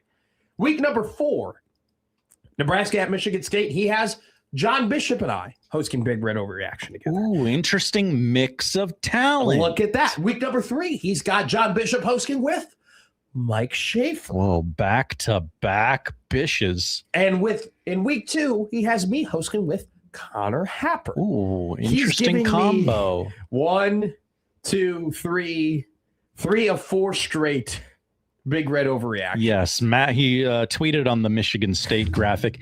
Matt was kind enough to work the first 3 of 4 BRORs of the 26th season. 56 seconds ago, I have a Big Red Overreaction prediction. Ooh. Nebraska at Oregon. Big game in Eugene. Spend your evening with Connor Happer and Matt McMedia, who's on his 5th Big Red Overreaction. There's 7 games. What a guy. This started as one bit for Joey, and it became a second separate, maybe even better bit. A second bit has hit the Warcola, is what you're saying? That's right. A second bit has hit the Liquid Zone trucking feed. Liquid Trucking Zone Twitter feed, sorry. I can tell you right now for a fact that some of these games are not going to happen. And I can tell you for a fact that Joey did not steal your list of people who are of what the schedule might these are look like. Just predictions. They're not real. When you hear it from more established media members, then you can take it to the bank. The presses. I've alerted, maybe given Shams a thing or two to maybe just work in there. Shefty was very eager to get this information. I said, look, not giving it to a Michigan man, okay? Get the hell out of here. Joey also has done a separate trolling job within the trolling job within the trolling job. Wow, a real inception of trolling, Joey Warcola. He goes, I have a Big Red Overreaction prediction, Nebraska versus Indiana. He leads off with a winnable game. Oh. Why are so many people saying this? So you did not, I don't know if you fully knew the scope as to what I was talking about in the intro. Nope, did not. When I told you that there were people who were down talking and downplaying how good of a team Indiana is going to be this year, I played you part of an interview with our friends John Bishop and Stephen M. Sipple, to which both of them agree that the Indiana game is a quote-unquote winnable game, okay? Third quarterback in 3 years for Indiana. And John said that, three quarterbacks in 3 years. He called them a new-look Indiana team, which that's just not true. At least not completely true. There's still plenty of returners from last year's team to this year's team. Wonder if they can get anyone to go there with Mark Cuban's money and the recency of winning. Look, every game is winnable. right? I'm not saying that they're like Ooh. in every game. Like you can never say Sure. that You your roll the team ball has out there no and- shot at Mhm. winning, right? Mhm. Upsets happen. More crazier things have happened than Nebraska beating Indiana in Not to Lincoln. Nebraska, but In week 6 or 7 of the college football playoff or college football season will be Nebraska's 6th game of the season. Like crazier things have happened. So I'm not going to come on here and stand up here and say Nebraska for sure isn't going to win, because I can't tell you that Nebraska is for sure not going to win any game this season. That's why we play the games. That's why it's football. But this game is going to be a very high spread, and like Indiana could win a national championship this year. Okay. That's how good Indiana is going to be this year. Indiana is the defending national champion. And you go ahead and you look at the odds for them to win the national championship this year. Do you want to guess what they are? I'll bet they're 5th best in the country. They're plus, yes, they're 6th actually. Okay. They're plus 614 to win the entire thing. 614. I don't know why it's so weird on a weird book. DraftKings. But it's just one of those things where it's like, I don't think Nebraska's or Indiana is going to take a step back. I don't think this is going to be a quote unquote down year for the Indiana Hoosiers. I don't think it's going to matter that it's Indiana's first true road test against Nebraska. Okay. Let's say that just in theory, I don't know how far we want to go in on this right now, but let's say that Bishop and Sipple are right, and it is a down year for the defending national champion. It could happen, sure. Hard to win back-to-back titles, right? I'll play your game. A down Indiana versus whatever the hell Nebraska's trotting out there this season. That's my thing, where it's like you could say it's a down team for a new look team or third quarterback in 3 years. A 9-win football team is going to be heavily favored coming into Memorial Stadium. I feel better about Indiana's defensive line than I do Nebraska's defensive line. Do you know why? Because Indiana returns a first-team all Big Ten defensive tackle, along with getting Toby Asun Sanami, who is 4 sacks last year, 6 tackles for loss, a coveted guy in the portal for Kansas State. Like, it's one of those things where they bring back Jamari Sharp, who's a quarterback who got an interception against Miami in the national title game. They bring A.J. Harris, who's a quarterback from Penn State, who's had 2 years of Big Ten awards. You bring back a guy like Tyreek Tucker, who's one of the best defensive tackles in the entire Big Ten. You have 2 linebackers, Isaiah Jones and Elijah Hardy, who are more proven than the guys at Nebraska is going to be playing at the linebacker position. Let's go to the offensive end. Carter Smith is the best offensive tackle in the country. Okay, they brought in Joe Bruner. He was the number 2 interior offensive lineman in the transfer portal from Wisconsin last year. The 3 other guys that they have in their offensive line are returners from last season. You look at their wide receivers, Nick Marsh is one of the more highly heralded guys in the Big Ten last year, who was catching the ball for Michigan State. The reason why he did not have a better season last year was because MSU was an absolute mess and Aiden Giles was terrible, and yet he still put up really good numbers and was still one of the most highly regarded wide receivers out of the transfer portal. You add that in with Charlie Becker, another wide receiver who killed it against the best competition in the country last season as a freshman developing. They're going to do running back by committee with Turbo Richards from Boston College.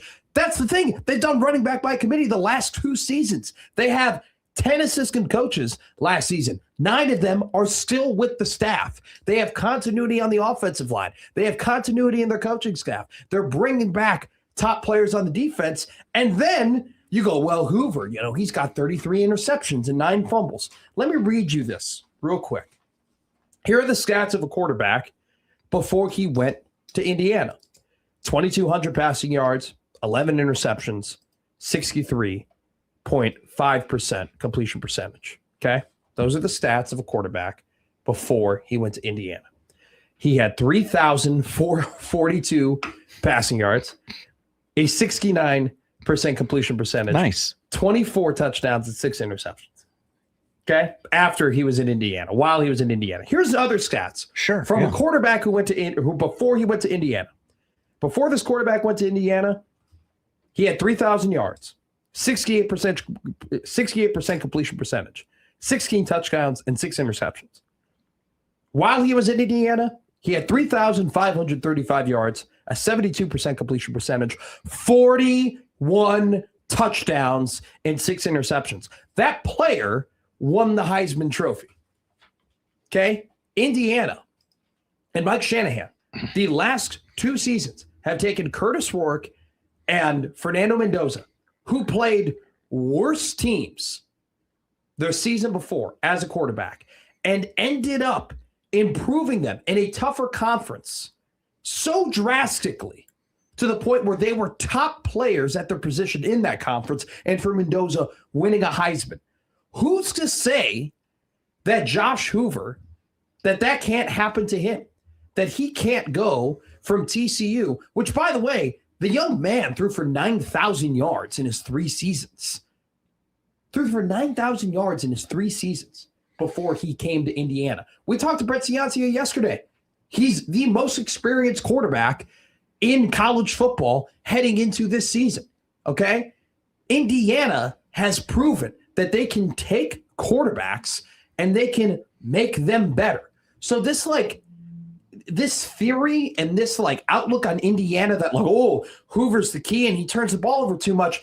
I would admit he has better stats at TCU last season than Mendoza did at Cal. He's got much better stats against much better competition than Curtis Rourke did. Some would say Big Tone has a tendency to turn the ball over. Curtis Rourke had 3,472 yards, 29 touchdowns. He had 13 interceptions. His completion percentage was 66%. Those are all better than Rourke. He had 500 more passing yards at TCU than Mendoza did at Cal. He had 13 more touchdown passes at TCU than Mendoza did at Cal. This guy has played in 36 football games, okay, and has been a good player at the Power 5 level. Indiana, like they've done the last 2 years with these quarterbacks, have proven that they can take guys and they can make them a step better. If Josh Hoover gets a step better than 3,400 yards, 66% completion percentage with 29 touchdowns, and gets that interception number to single digits, do you know what he might end up doing, Josh Hodson? He might end up winning the Heisman Trophy.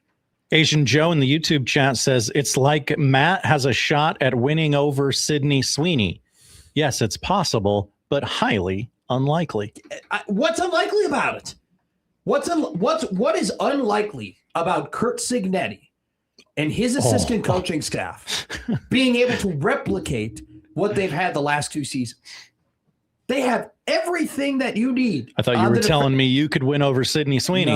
No, I'm not saying that. I do not understand this notion that Indiana can't be great again this season. Go ahead, breaking news.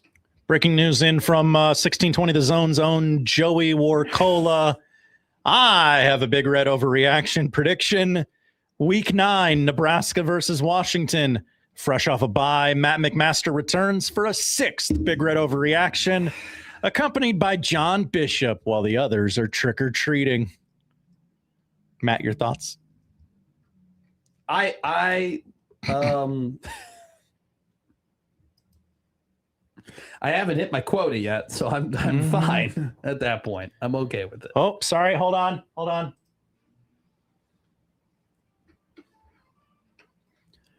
This just in from 1620 The Zone's own Joey Warcola. This is ridiculous. I have a Big Red overreaction prediction. Week 10, Nebraska at Illinois, parenthetically Friday night. People forget.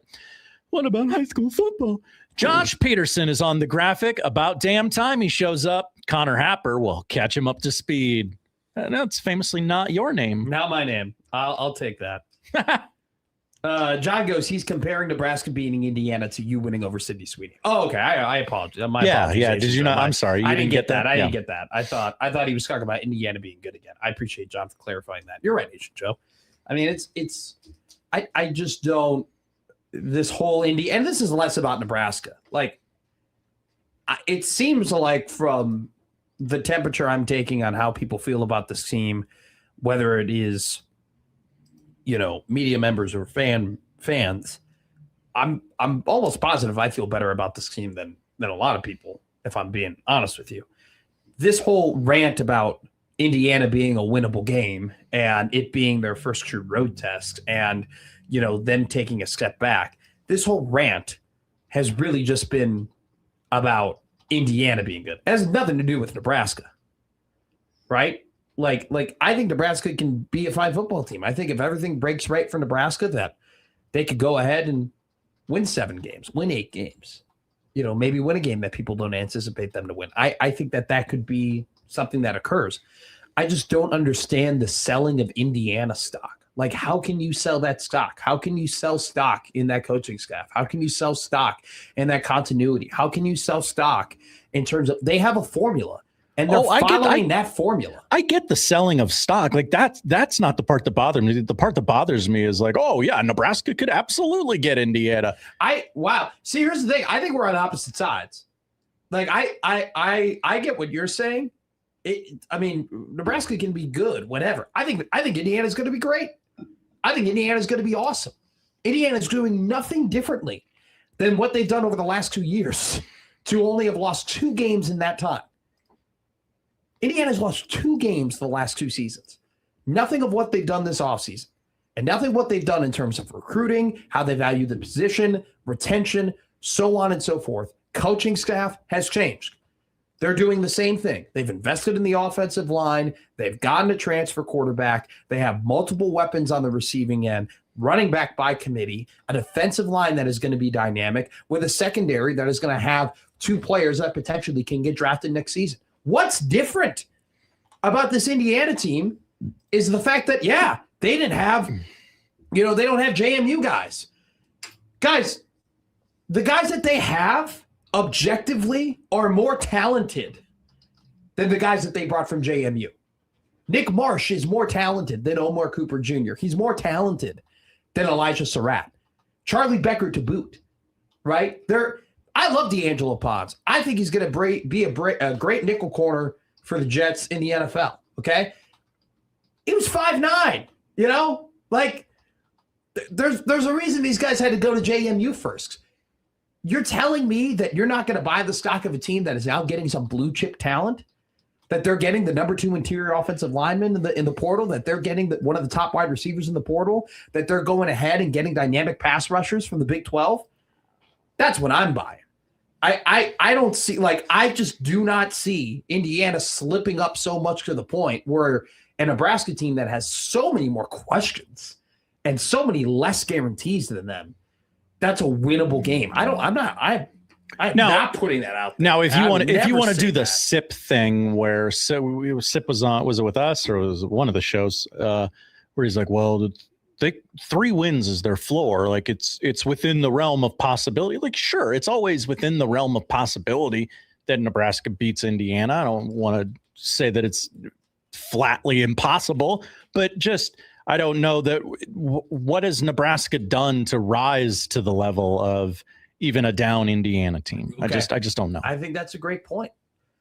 I think that there's a ton of talent on this Nebraska roster. I do. I think you can go down the line. I keep hearing this and be like, hey, you got guys who have good measurables, guys who are highly heralded out of high school, guys who, are athletic and can play multiple positions. Foster's a sideline to sideline guy. Owen Chambliss has those perfect measurables you look for. You have dudes in the secondary who, showed that they can be physical and that they can be, long and athletic and so on and so forth. You look at their wide receiver room, right? Four-star Quasi Gilmer, Isaiah Hunter, Ja'Cory Barney, proven talented, wide receivers, Anthony Calandria, Mountain West Player of the Year. I think that there's talent on this team. It's just like, can you trust that it can all come together and they can all develop to be better, right? And the problem is that we've now had 38 games of Matt Rule. When have we consistently seen everything come together and be on the plus side of everybody taking that next step in development? There's definitely this whole player development conversation that we get into about Nebraska. I think that it's not a blanketed discussion. I just don't think you can simply say, oh, they don't develop players. There have been guys who have gotten a lot better from when Matt Rule got to campus to when Matt Rule has been on campus. And to his where name they're is at Emmett now. Johnson. And his name is Ty Robinson. And his name is John Sure, Bullock. sure. And his name is Ben Scott. And his name is Justin Evans. You know? Like, there have been plenty of guys who have taken those steps. It's just like some of the dudes you really needed to take those massive jumps haven't done it yet. Riley Van Poppel hasn't taken that massive jump. Cam Lenhart never took that hasn't yet, hopefully, taken that massive jump. Dylan Raiola never took that massive jump, right? And so, you know, it's one of those things where it hasn't been everything that you want it to be. And to your point, Josh, bringing this all the way back to what you're saying about you not believing Nebraska even being good enough to get Indiana on a down year, I think they could be if everything comes together, right? Like, That's what we've been saying. Everything comes together every preseason for the last 20 years. Well, if this, and this happens, I think Nebraska's got a real shot. And so, do you know Let me tell you what doesn't happen year after year after year for the last 20 years. This, and this. But Josh, do you know what that is, what you're describing? 7X things going the way that you want it to go and anticipating the way that you want it to go. Do you know what we call that in the business, Josh Hodson?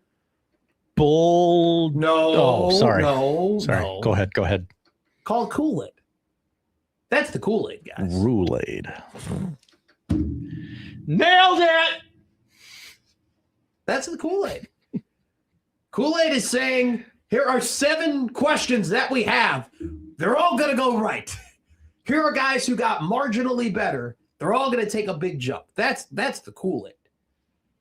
That's what makes you believe in the team more so than what you maybe should. And I think that, to your point, Josh, it's been on the other side of the coin so much over the last couple of years that the bad vibes off season really is just not anticipating as much optimistic things happening to this team.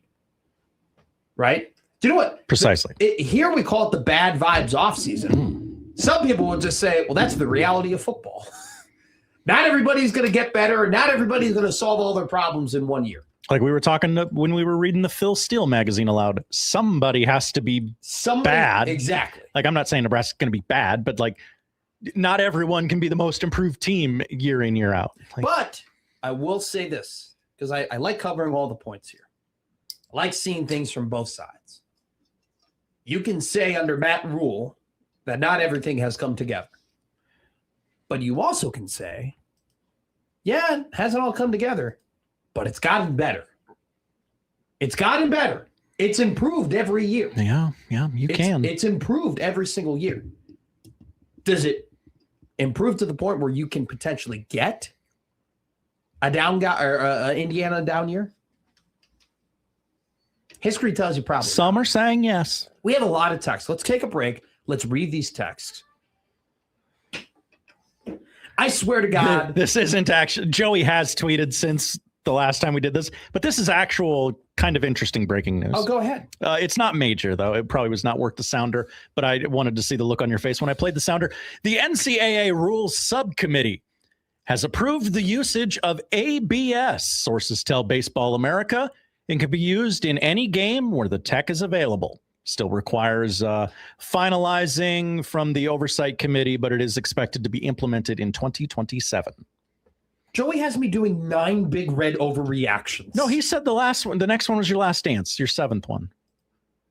Well, maybe he did get the file. Oh, no, he's absolutely looking at the spreadsheet, I'm pretty sure. He $1,000,000% is. All right, let's hit a break here on a Wacky Guest Wednesday. We'll take your text and talk a little more Nebraska football here on the 1620 Zone Radio Network. Previously on I hope Bishop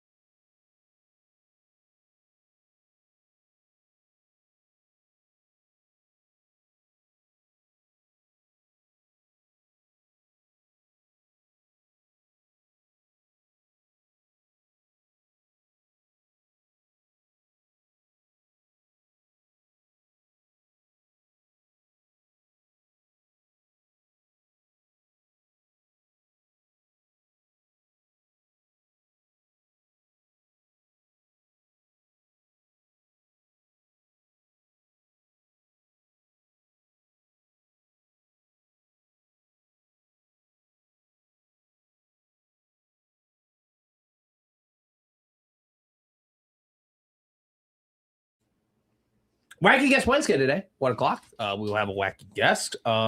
You announced at the end of our last segment that college baseball is bringing in an ABS challenge system. That's great news, actually, because we will have Evan Bland of the Omaha World Herald join us at 1:20. We already had Jon Walker of the Omaha World Herald join us about talking about Big East basketball, talking about Creighton basketball, along with his great feature on Brian McIntyre, Bomac, the trainer of Bud Crawford, along with other incredible boxers, the best boxing trainer in the world. So we encourage you to go back to our radio replay and listen to that awesome interview with Jon Walker. We also encourage you on a radio replay to go and listen to our last segment where we talked about Indiana being a winnable game. This is a sentiment that has been expressed by people within the media industry, one of them being the person who will be sitting to the right of me in about an hour and let me do math here. Oh, about an hour and 15 minutes. John Bishop got big clock now. You can do math. I know I have to do math. John Bishop said that he thinks that Indiana could be a winnable game for Nebraska. We did 20 minutes on it, basically, but I'll just kind of sum it up as quick as I can. I view Indiana as a college football playoff national championship contender. That's where I expect them to be this season. And with the questions that have to be answered from Nebraska this year, with a new quarterback, with a new running back, with a new defensive coordinator, so on and so forth, with all of those questions to be asked, I do not think that Nebraska playing a national championship contender is quote unquote a winnable game. I just think there are too many things that could possibly go wrong for the Huskers this season that would put them in contention to beat a team that I think could win a national championship for the second year in a row. And in the last segment, if you want to go back and listen to it, I kind of detailed exactly why I'm buying all of the stock that it seems like plenty of people are selling when it comes to Indiana football. But that is kind of the base of the argument. I just think that Nebraska, for all the things that they have to figure out, we just can't right now in July of all times call Indiana a winnable game. Now, anybody can win any game. Appalachian State beat Michigan. Marshall beat Notre Dame. Hell, Northern Illinois beat Nebraska all those years ago, right? Anybody can win any game. But it's one of those instances where with everything we need to know about this Husker team and everything that I do know about Indiana, I'm not calling that a winnable game. Let's go to the Prairie Flower Casino Zone hotline. We had a lot of opinions coming in about our last segment about winnable game, Indiana 10 years versus since Illinois. Nebraska beat a ranked team. That's an article that Evan Bland actually wrote today, talking about what would happen if we looked at the post AP rankings. So we'll talk to Evan about that at 1:20. We'll go to Jasker Todd. I want Bishop to do Big Red overreaction after an Oregon, Ohio State, or Indiana game just to hear him get triggered. Oh. Well, where did Joey mock John to go?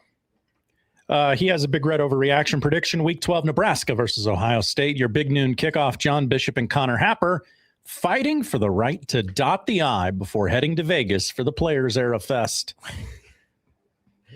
That's for Ohio State. Big noon kickoff. Yeah. Really? Well, it's Ohio State. They're always on big noon kickoff.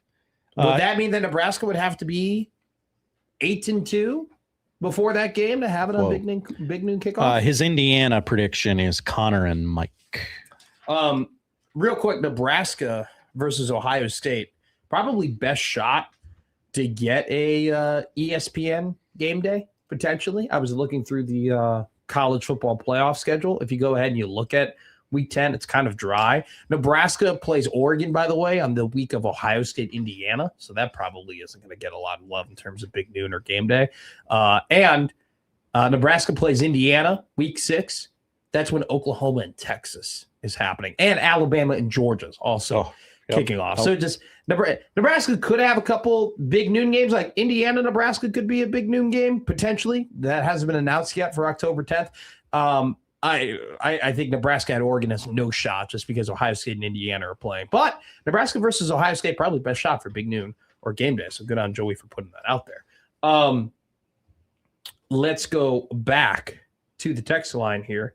Alec here. Any idea that Nebraska can get Indiana is a hopium. All Indiana has to do is maintain the level of performance from last year, and they are easily a 20-point favorite. Meanwhile, Nebraska has to prove it can do anything at any time to be impressive. The one thing I don't understand with the selling of Indiana stock is that they have lost pieces, and they have seemingly replaced those pieces with guys who, before their previous dudes got to Indiana, would be considered more talented. Does that sentence make sense? Josh Hoover would be considered more talented than Fernando Mendoza coming from Cal to Indiana. Nick Marsh would be considered more talented than any wide receiver Kurt Cignetti has had. A.J. Harris would be considered more talented than what D'Angelo Pons was, right? Like, we talk about Indiana a lot, and what is a phrase that always comes up when we talk about the Hoosiers? Player development, player development, coaching.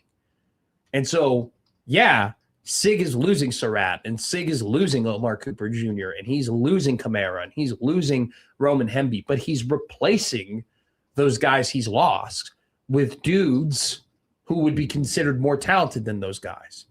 And so what's the ceiling, right? What's the ceiling for those more talented guys to be coached by Kurt Cignetti? Ceiling could be higher this season for Indiana in terms of what they can accomplish with the talent that they currently have. So that's just kind of food for thought there. Like, yes, I understand completely what people are saying, like, oh, they're losing JMU guys, and oh, they're losing the guys that had some proven production. I get that. But I'm countering it with they had a budget, a much smaller budget, when they were able to develop those players into national champions. That budget has now expanded greatly, and they're getting more talented with a coaching staff that has stayed together. 9 of the 10 assistant coaches from last year's Indiana team are on this year's Indiana team.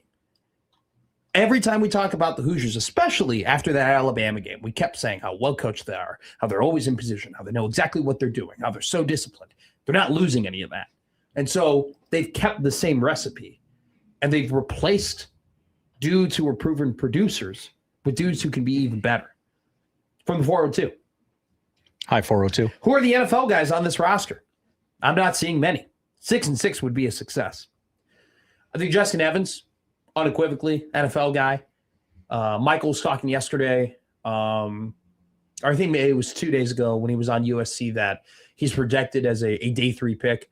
The best center, which makes sense, by the way, the best center in the country last year, Logan Jones, who was a part of the Joe Moore Award Iowa offensive line, All-American center. He was drafted in day 2 of the NFL draft. So, you know, to be a top center doesn't necessarily equate to being a day 1 pick, but Evans is a day 1 or is a NFL draft pick. Marshall could be day 3 pick. Chambliss, if he has a big year, 6'3", 225 pounds, could be a pick. I don't know if you have, other than Evans, maybe, you know, I'm thinking off the top of my head here, but I don't think of any guaranteed NFL draft picks outside of Justin Evans. Pedro goes, hi guys. Matt, I think you're not taking into account the reason Indiana was so good. They had the best QB in the nation last year. He made bad plays, good play, or he made bad plays, good and great plays. We have had great QBs before, and the next year is nowhere near as good, no matter how good the defense was or the offensive players are. Yeah, I think that my argument would be, though, if you look at the history of Indiana and what they've been able to do with the quarterback position, they've been able to take guys and make them better immediately. Curtis Rourke got better immediately. Fernando Mendoza got better immediately. I don't doubt their ability to do that with Josh Hoover, who's played 36 games in his career and has thrown for 9,000 yards. From the 5-3-1, we were talking about, that's what Kool-Aid is, right? You said every year we go through the lists of, hey, this is going to go well, and this is going to go well, and this guy will get better, and this thing will figure itself out. I said that's what Kool-Aid is. From the 5-3-1, he responds, that's why NU needs the Kool-Aid patch as a Nebraska-based corporate sponsor. You got to do it, guys. You got to do it. The patches are coming. It's more fun than the other options. Yeah. Better than farming equipment or agriculture equipment or banks. Could be one of those. I mean, if you want to go the boring way, you want people talking about you and your brand. Paul Newman. That's my pick. They should just put Paul Newman's Paul face Newman on there. right, It's so right funny. on the jersey. That'd be sick. Little Debbie. Bud. John goes, Nebraska also has a new quarterback and a new running back, and they also have Rule in charge. Owen writes in, Hi, Owen. hello, Matt. As a graduating senior of UNL, what is the Nebraska football of lectures or dining halls at UNL? Okay. What's a once proud franchise in You the ready? dining hall that's No, I got maybe it. taking a step back? Nebraska football is the steak night of the Harper Schramm Smith dining hall. Whoa. Okay? You walk in to HSS on Monday. They have the big old bulletin board, and it says Thursday steak night. And you're like, whoa, they're making steaks here. I'm going to have a steak on Thursday. I haven't had a steak in so long. I can't afford a steak as a freshman. I can't go to Green Gateau and have a steak. I can't go to Laszlo's and have a steak. I haven't had a steak in months. My wife and I had a steak last night, and I said, honey, we can't afford this. It's been forever since I've had one. Harper, Schramm, and Smith, just one swipe of my card, I'm going to get a steak. And you walk by that sign on Tuesday. You walk by the sign on Wednesday. You walk by the sign on Thursday when you're having your lunch saying, all right, I got to eat an early lunch at 12 o'clock. I'll get here at 6 o'clock. I'll get my ticket and I'll have steak. And you're getting really hyped up for steak night. And you go up to Harper, Schramm, Smith. They give you the ticket. You get your steak. You cut into it, and it's well done. And you're like, wow. It's still a steak. I still haven't had one in a while. It's what I've asked for. It is what I've been given. But, man, it's wildly disappointing than the expectations I had set up by that bulletin board when I walked into Harper Schramm Smith. That is the comparison. You're like, it's football. Yeah, I've wanted football. I've been begging for football. I haven't had football in a while. But, man, this is not the football I thought I would get. I was hoping for more of a medium rare. But instead, you get a hockey puck on steak night at HSS. It's still steak, just like you're watching Maction. None of you are watching Maction, by the way. And you go, it's still football. Happer's meme guy. I think this is the first time he's tucked into the show. HMG, are you confused about the new lineup? Some people just coming back, for football. That is true. Can you imagine you've been... Where's Happer? Wait, McMaster has his own show? I hear Oddson. I'm used to him in this time slot. Who's that other guy? We should do just in case you missed it, 1620 the zone for people coming back for football season. Happer's meme guy goes, there's no secret sauce or magic dust in Indiana. It's just old and experienced dudes executing at a high level, doing their jobs, not making stupid mental mistakes. When was the last time the Nebraska even came close to executing at a high level? You know what Indiana could probably be compared to? Iowa football if they had high-level quarterback play. Whoa. Discipline. That's a compliment, Iowa. Take it. Dude, every day of the week, I think incredibly highly of Iowa football. Let's talk about some Iowa football. A man who was supposed to play Iowa football of some sorts will be playing Nebraska football next season. We'll talk about him coming up next here on Middays with Matt. The Huskers.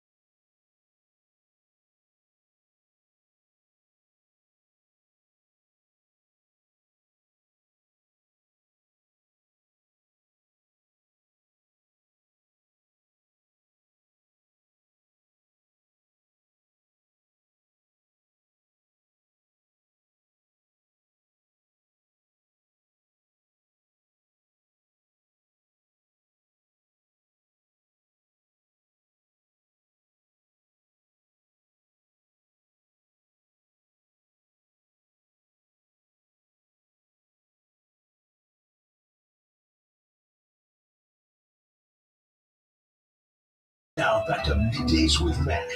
Unclear. 1620. The Zone. Don't forget about our Road to Wrigley Sounder giveaway when we play the Sounder. Hey, everybody, Harry Carey here. That's when you should go ahead to 1620zone.com and enter in to potentially win 2 tickets to see Nebraska take on Missouri at historic Wrigley Field, along with airfare from Omaha to Chicago, along with a 2-night stay at a downtown Chicago hotel and a $150 gift card for Ubers and merchandise and all the things that you can think of. Go to 1620zone.com to sign up for that now. And while you're at 1620zone.com, Arby's got you covered for a hot meal known for the roast beef sandwiches and iconic curly fries. Arby's is bringing the Angus cheesesteak back. Arby's, we have the meats list and all week on Sportsmanlike Conduct for a chance to win a $25 gift card to Arby's. Nebraska got a commit from a running back, which, by the way, didn't know Nebraska was taking commits for anybody at this point, let alone running backs, especially after the Mekhi Nelson situation, after it was announced yesterday that charges have been dropped against Mekhi Nelson in the state of Florida, as that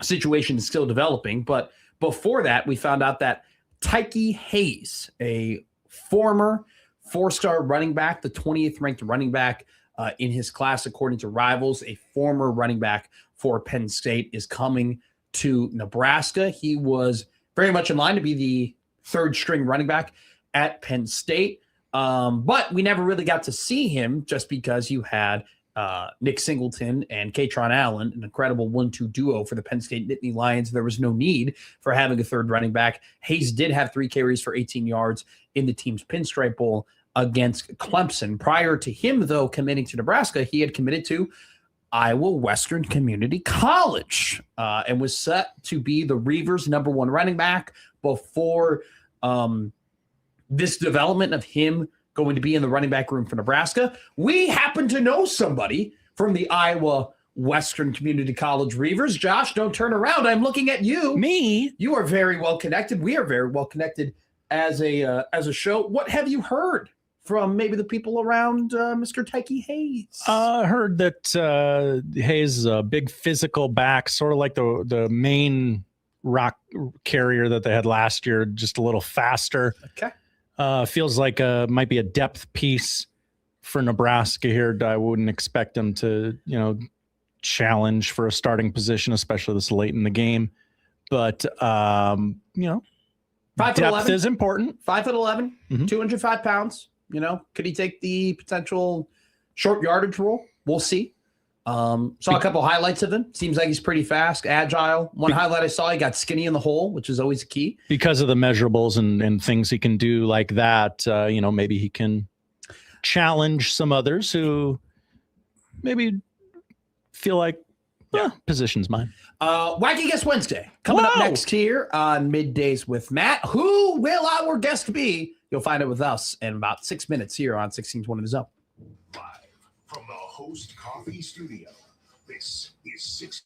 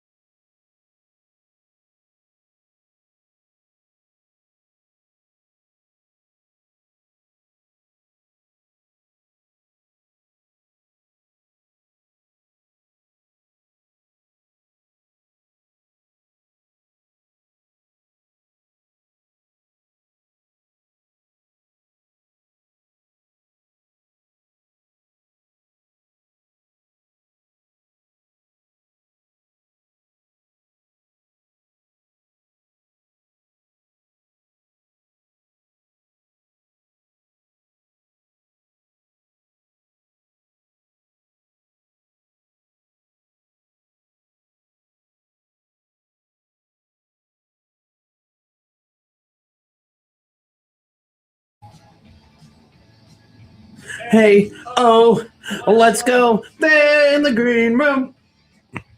Who's our guest? We don't know. They're all booked up and ready to go. Hey, Josh, she's a guest. Boom, boom.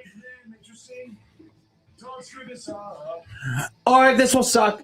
This will not suck. I am very, very confident in that. Wacky Guest Wednesday, 1 o'clock every single Wednesday. Josh Odson books a guest. I have no idea who they are, but we will find out in the next couple of minutes. Here, Josh Odson, who is our wacky guest today? This week's wacky guest is a stalwart of our community, the man behind one of the biggest events in the Metro this weekend, the 10th anniversary of the Ocon Expo. That would be Omaha Comic-Con. Yes, I do. Okay. I do. You're aware of what a Comic-Con is. Yes, I'm a nerd. What are we talking That's about? why I invited this man onto the show. His name is Matthew Fuyan, and it's all his. This is his baby. So Okay. I'm gonna let you two talk about his baby. And remember, be nice when talking about someone's baby. Yes, I will. Ocon Expo, July 17th to the 19th. Omaha Council Bluffs. Matthew Fuyan joins us. Matt, great name. Hey How there. are you? Doing good. It's nice to talk to you. Nice to talk to you. Thank you for coming on. Tell us about your baby. Tell us about the Ocon Expo. I'm sure everybody here around the community knows about it. I'm new to the community. I've never been to an Ocon Expo. I just moved to Omaha a year and a half ago. So for someone like me who may be unfamiliar with it, what can you tell us about your baby, Matthew? Absolutely. So I love it. It's my baby. It is actually though. But back in 2014, decided to go. Well, gosh, there's not a Comic-Con in the Omaha metro area. We should probably do something about that. And every year since then, it's gotten bigger. Except for COVID, we don't talk about those days. Those didn't happen. And then, here we are looking at thousands of people coming to the Mid America Center to meet celebrity guests. We've got this incredible room where there's corgis, and they dress up in little superhero costumes and run around, and it's the stuff that we love to do. I am looking at your guest list here for the Ocon Expo. You can find all the information at theoconexpo.com, TheOconExpo.com. You have quite the lineup. First off, Sergeant Slaughter is going to be at the Ocon Expo. Yeah. That's awesome. But along with Dave Barclay, who very famously the puppeteer for both Yoda and Jabba the Hutt. Here's a good one. Charlie Schlatter, who maybe not a lot of people know who he might be, but he did voice Kick Buttowski, which was a cartoon show on Disney XD, which shaped my childhood, which is awesome. You have a star-studded lineup. Who are you specifically, Matt, excited to hear talk at the Ocon Expo? Absolutely. So, I mean, it's too easy to just say Sergeant Slaughter. Every year, there's a team of people that work on this thing. It's not just me, and I don't want to pretend that I do it all, right? But I get to pick one guest, and since this is the second year, I got to pick, not the second year, the 10th year, I got to pick two, and the two that I got to pick was Sergeant Slaughter and then Mallory Rodak. She's a voice actor who's relatively new to the business, and she's just in the top, the number one anime shows. She's in two of them. Wow. You know what I mean? We lucked out with her. I'm really, really excited. I know you asked me for one. Now I'm giving you three. I'm really excited for Doug Jones. Sure. He was in Hellboy as Abe Sapien. He was in The Shape of Water. I think he won an Oscar for that role. The fish man in The Shape of Water. Yeah. And he was in Star Trek too, correct? Yeah. I'm sorry? He was in Star Trek as well, correct? Absolutely. Yeah. He was Saru, I believe, in Star Trek Discovery. So it's huge guest this year. And we went all out for what we can do. And here's the thing. I never want to pretend this is really hard. I'm just a guy. I'm from Omaha. I just turned 40 and I've been here for 38 years. You know what I mean? Sure. This is just something that we created out of nothing. And, I'm very proud of where we are today. You have a cosplay contest because everybody knows when you do a Comic-Con, it's all about people dressing up as their favorite characters, whether it be Star Trek, Star Wars, anime, their favorite cartoon shows growing up. You have a $1,000 top prize for the best dressed cosplayer on Saturday at 6 p.m. Last year's winner dressed as Ahsoka Tano from Star Wars, The Clone Wars. Your favorite cosplay that you've seen at the Ocon Expo is what, Matthew Fuyon?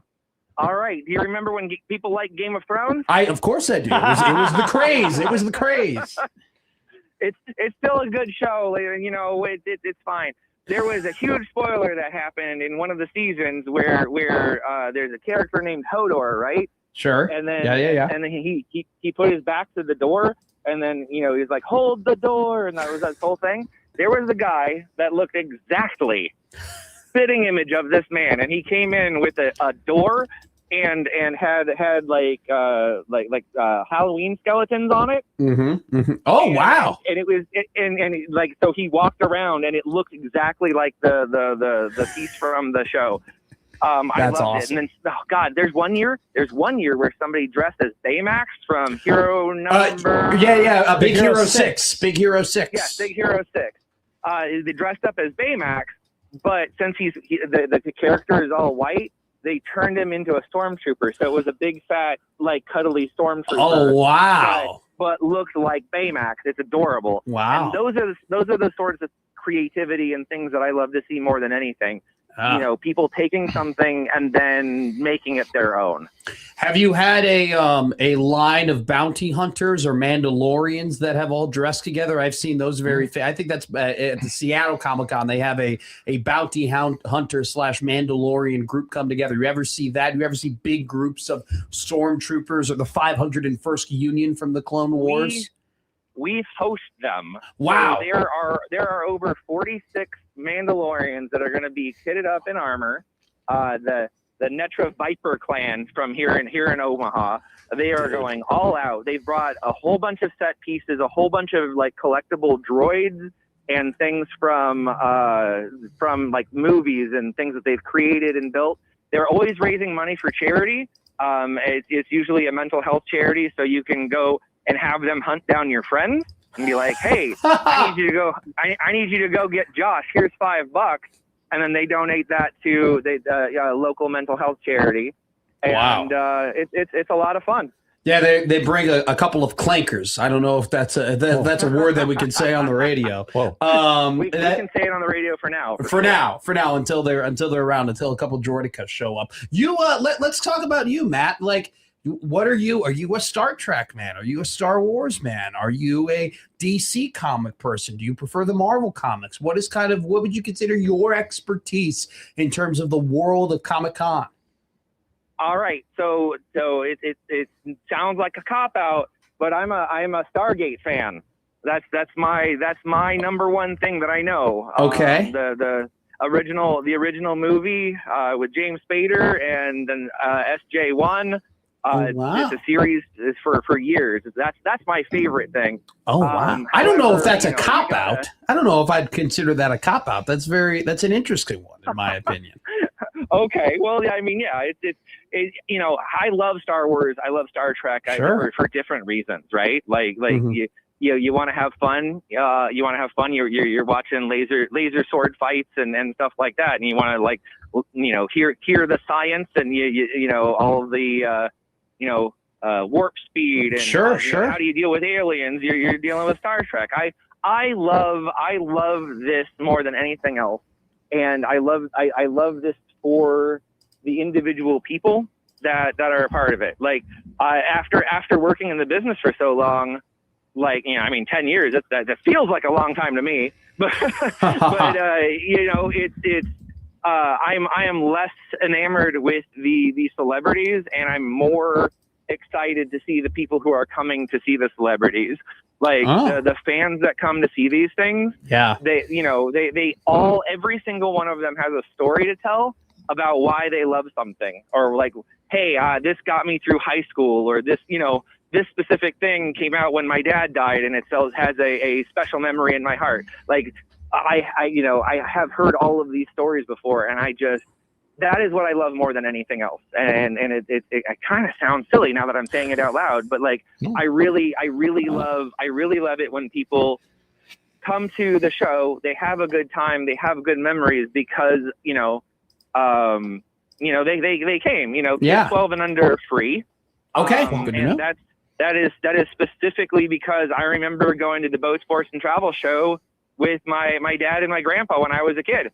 That's awesome. I mean, that thing's still going, I think. Yeah. But we would go there every year, and those are some of the best memories that I have. And grandpa's not with us anymore, sure. and I will have that forever. Yeah.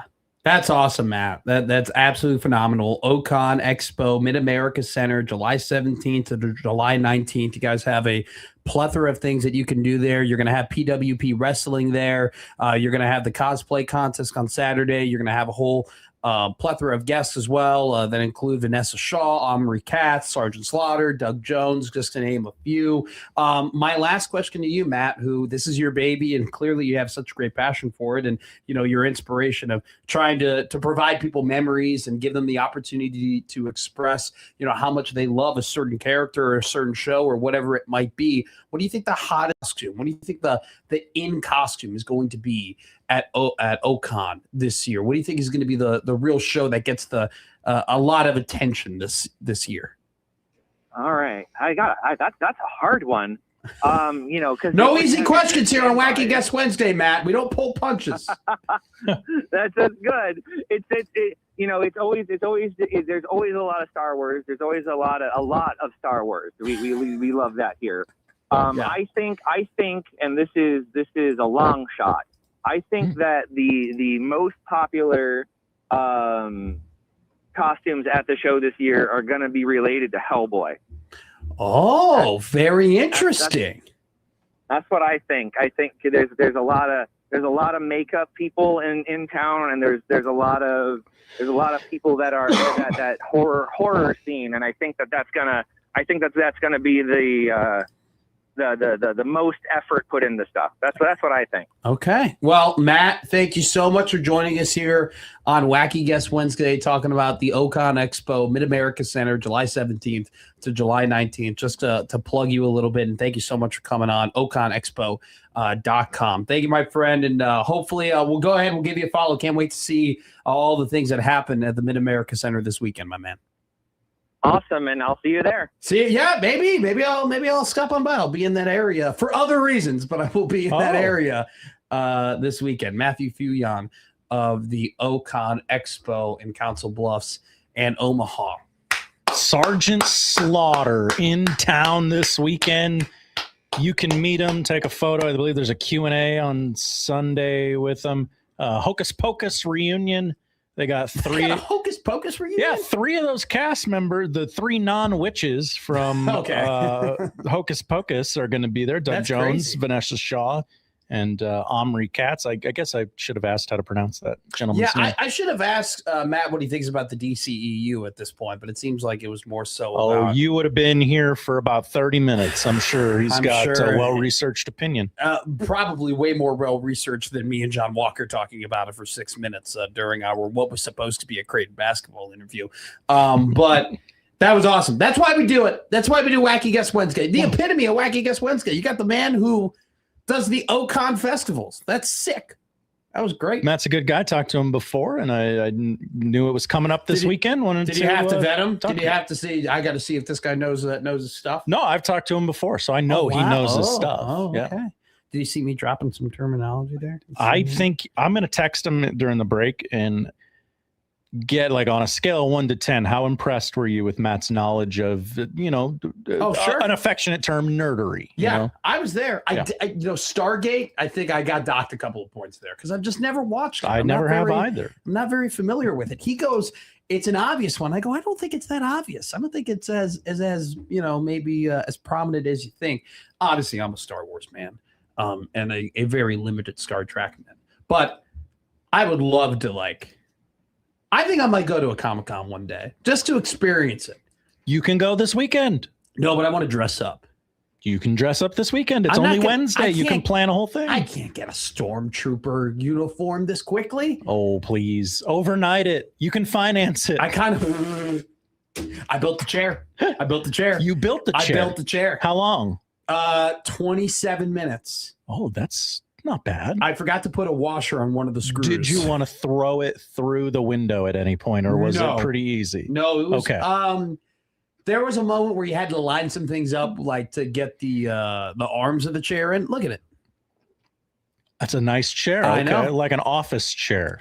It's more like a gaming chair type deal. I didn't want to do that to you on the air, but I mean, my setup is a gaming setup. Okay. I mean, I got a gaming you're a single desk. man in his 20s who Well, lives on his I mean, own. that's okay, but at the same time, it's like I don't need a mahogany desk. I'm not writing. I'm not You writing love any wood. important. Well, yeah, for a bar, you know, not writing any important documents. I'm not suing the NCAA anytime soon. You I don't should. need A to lot of have people a. are. Dude, I feel like I'd win a lot of. Mhm. Can you imagine the NCAA is getting sued by this man for reasons?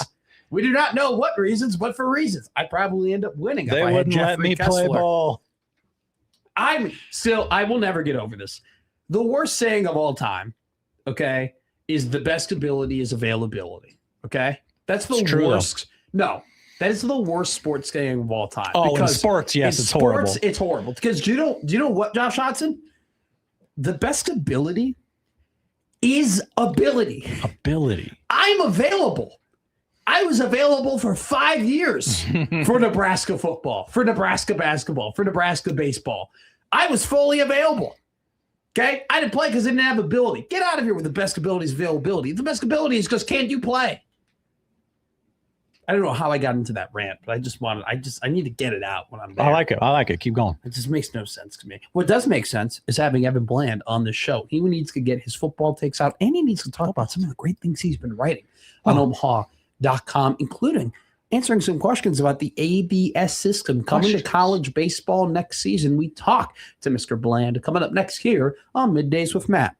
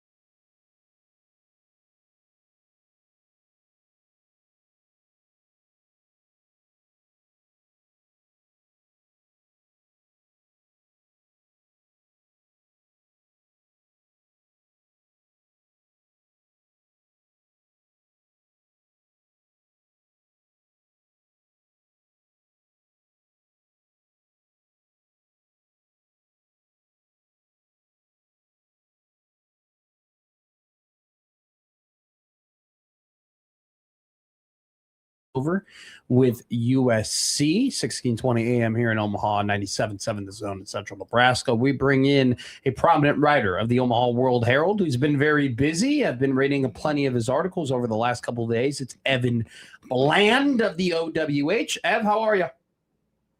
Hey, good. You said prominent. I was like, who else are you having on here? But no, I'm happy to come hang out. Hanging out. This is fun. Did you start looking over your shoulder? Did you think that somebody was going to sneak up on the interview? Yeah, I mean, I could think of like 3 or 4 names in our newsroom. Get out of here. On. Absolutely Maybe not. Wacky Guest Wednesday. Maybe that's part of the bit. Well, you have been someone on, and then you usurp them. You bring in somebody else. That's good radio, right? That is true. That is true. Wacky Guest Wednesday was just before you. We did have the man who runs the Ocon Expo in Council Bluffs at the Mid-America Center. We had Matthew Fuyon on, but you are an alumni of Wacky Guest Wednesday, so congratulations to you. It's a prominent honor to have for such a prominent writer as you. You've been writing a lot. I'm just going to make that observation first. You've been very busy. You wrote about the 10-year winless streak against ranked teams. You had your article with predictions today with Sam. You also have delved in very deep and very good detail about Nebraska baseball, their draft picks through the Major League Baseball draft, along with some of the current pieces that they've kept. Let's first, though, begin with your article earlier today on the 10-year AP top 25 winless streak. Is it overblown in your opinion, Evan?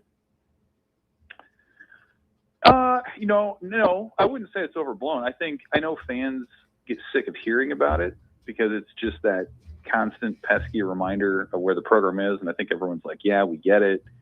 But like, to me, it's maybe one of the first things that you point to when you think about just the struggles and the frustrations of Nebraska football over the last 10 years. Because like, I'm someone who's in the camp that like, I think fans could stomach some down seasons if there was like 1 or 2 really good ones, or even just a couple of big games that you could hang your head on. And so, one thing I wanted to do in the article was examine like, well, okay, they haven't beaten a ranked team in a while, but what about like end of year? Like, did they actually do better than maybe you thought? And really the answer was no, outside of 24 Colorado. Like that, if you look at just end of year polls, that's the only ranked win that they have since beating Michigan State in 2015. So I thought it just kind of put it in a little bit of a different light. But we've had this conversation before. Like, I think when you talk about just momentum and building excitement from the fan base, beat somebody one time who nobody thought you'd beat. Be an underdog and go on the road and get somebody. Or, you have a big home game and somebody's coming in and you actually finish the deal. Nebraska's come close a whole bunch of times. But I just go back to this idea that if you're a fan and you're investing your money or your emotions or your time, every now and again, you need that big payoff. And that moment where you're just like, man, you can talk with any fan and say, I know exactly where I was when this happened. People know where they were when Alex Henry hit the 57-yard field goal. They know where they were when, Ndamukong Suh turned Cody Hawkins into a rag doll. Like, you can kind of go down the list of these big moments, and there just haven't been a lot of those. And so I thought examining this streak now was timely in the sense that this upcoming schedule is so hard. You could see probably six ranked teams in possibility on this thing this year. And so if Nebraska is able to break through, I think it puts into perspective just how overdue that moment would be if indeed it happens. Is there a prime opportunity? Is there one opponent that you look at and say, that's the one that they can get? That's the probable streak breaker. Do you see that on the schedule this season? Well, some of them you just don't know. Like Iowa, sure. Maybe they'll be ranked by the end of the year. You're not sure. Washington potentially could be ranked. That could be a big game at Memorial Stadium. Illinois could be ranked. So, possibly if circumstances line up for one of those. I think of the big three, I look at Indiana as the one where you've got the defending national champs coming in. They've got a new quarterback. They won't have been tested really to that point in their schedule. And so you'll find out a lot about Indiana that night. Nebraska clearly is going to be up for it. as well. But yeah, I think that's probably the one. I mean, Ohio State's just so loaded, so deep. Obviously, has the track record. Oregon, among its starters, probably one of the top 2 or 3 best starting groups in college football. And maybe Indiana, maybe we're underselling them again. Maybe I'm not buying into Kurt Signetti, and it's just more bulletin board material for those guys. But I just feel like that's maybe the one where they're just going to have to prove it, and they won't have had a chance to do that until they roll into Memorial Stadium in October. Yeah, I'm buying all the Indiana stock. If you're selling it, Evan, I'll take it. I'll take it. I'll take all of it. Over the Ohio State and the Oregon stock? Ohio State's losing more than Indiana is. You know, I mean, Ohio State's losing Arvell Reese. They're losing Sonny Styles. They're losing Caleb Downs. They're losing Caden McDonald, Carnell Tate. I mean, yeah, they absolutely. But I think Indiana, they've reloaded as well. They went in the transfer portal and they had some great gets. I mean, I don't know. I don't get me wrong. I'm not telling you Ohio State is going to be bad. Don't put it on the internet. I'm saying that. But I think that if you're going to make the argument that Indiana is losing a lot, I think you can make a maybe even greater argument that Ohio State is losing more. Granted, Indiana doesn't have Jeremiah Smith. You know, that's a pretty key difference there. I just look at two of the things to me that made Indiana so good last year. One was the roster age, and old team. They're going to be a little bit younger than they were, and they had all the James Madison guys that followed Signetti over, and I think that was an underrated part of why they were able to do what they did so quickly. And so now you have to carry that culture and that standard over with a transfer class, and albeit a very talented one. I just think it'll be a different challenge. So we'll see. I mean, they're going to be major games no matter what. But like we said, if they're even able to take one of those things, man, I mean, people are going to be partying like it's 2016. Oh my God, yeah. I mean, you can get into all the hypotheticals in terms of, you know, what if Nebraska only wins 6 games, but one of them is a win over Oregon, Ohio State, Indiana, right? And that hypothetical is just a testament to how just painstaking the streak of not beating a ranked team has been. And then on top of that, some of the painstaking losses they have suffered to ranked teams over the last 10 years. Michigan 2021, Michigan State 2021. You can look to Ohio State 24, Illinois 24. Like there's a long line of maybes and almosts that have happened. Maybe you write that article. What were the closest ones to actually breaking that game, and how did it end in a cataclysmic fashion? Let's talk about baseball. Major League Baseball draft. Carson Yassa goes 98 to the Chicago Cubs. Let's go. 94th overall. Ty Horn goes to the Cincinnati Reds. That, though, and unfortunately for those two players, that wasn't the biggest story for Nebraska coming out of the Major League Baseball draft. Evan, it's been a couple more days.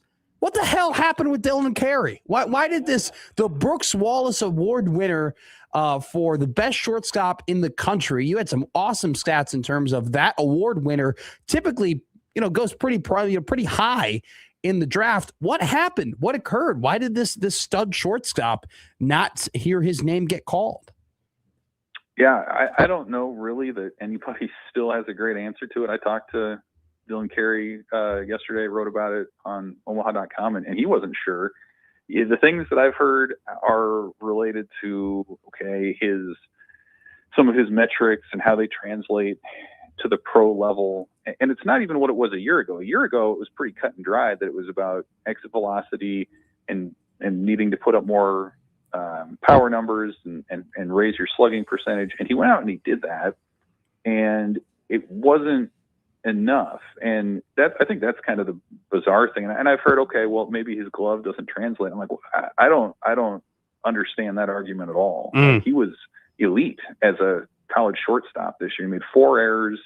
He made tough plays look routine. He made virtually every routine play. And so then you kind of go down the list and you're like, well, was it a signability thing? No. I mean, he was a senior who was out of eligibility anyway, and he wasn't asking for a ton. So I don't think teams were scared away by that. Was it a character thing? No. He's been a player leader and probably one of the more consistent just personalities and people at Nebraska for 4 years.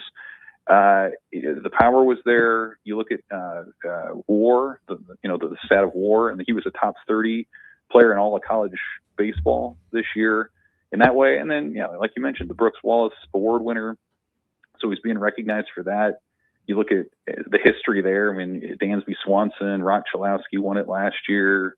Alex Bregman, when he was a shortstop back in the day at LSU, a number of other players. Like, it's not like he was a third team all Big Ten guy who just sort of, fell his way into this. Like, he had an objectively strong season. So ultimately, he does sign the free agent deal with the Mets, and, there are all kinds of guys who went on to have pro ball success who were drafted outside the top 20 rounds back when there were more rounds outside the top 20, Mike Piazza and some other guys in history. So he's got his opportunity now, but certainly, I've talked to coaches and different people inside the industry, and I still haven't gotten a strong reason for why he wouldn't be drafted somewhere just because of what he's done. Ultimately, he's going to get the chance, but certainly one of the more confounding draft snubs I can think of really in any sport. Yeah, it didn't make any sense, Evan. It made zero sense. It made zero sense as to why the guy, and you're right, like the whole conversation about his glove not transferring over. What about his defense ever made you think that? That's a question that I would ask. And, you look at Dylan in terms of Max Anderson and Bryce Matthews. Like, yeah, Max is probably a better pure hitter and Bryce was a better athlete, but Dylan, I felt like just, had a complete game in terms of all the things that he can do, not only on the field, but hitting as well. It just did not make any sense to me, as well as why he didn't get drafted. Let's talk about a guy who also signed a free agent contract at the end of the Major League Baseball draft, Mac Moyer.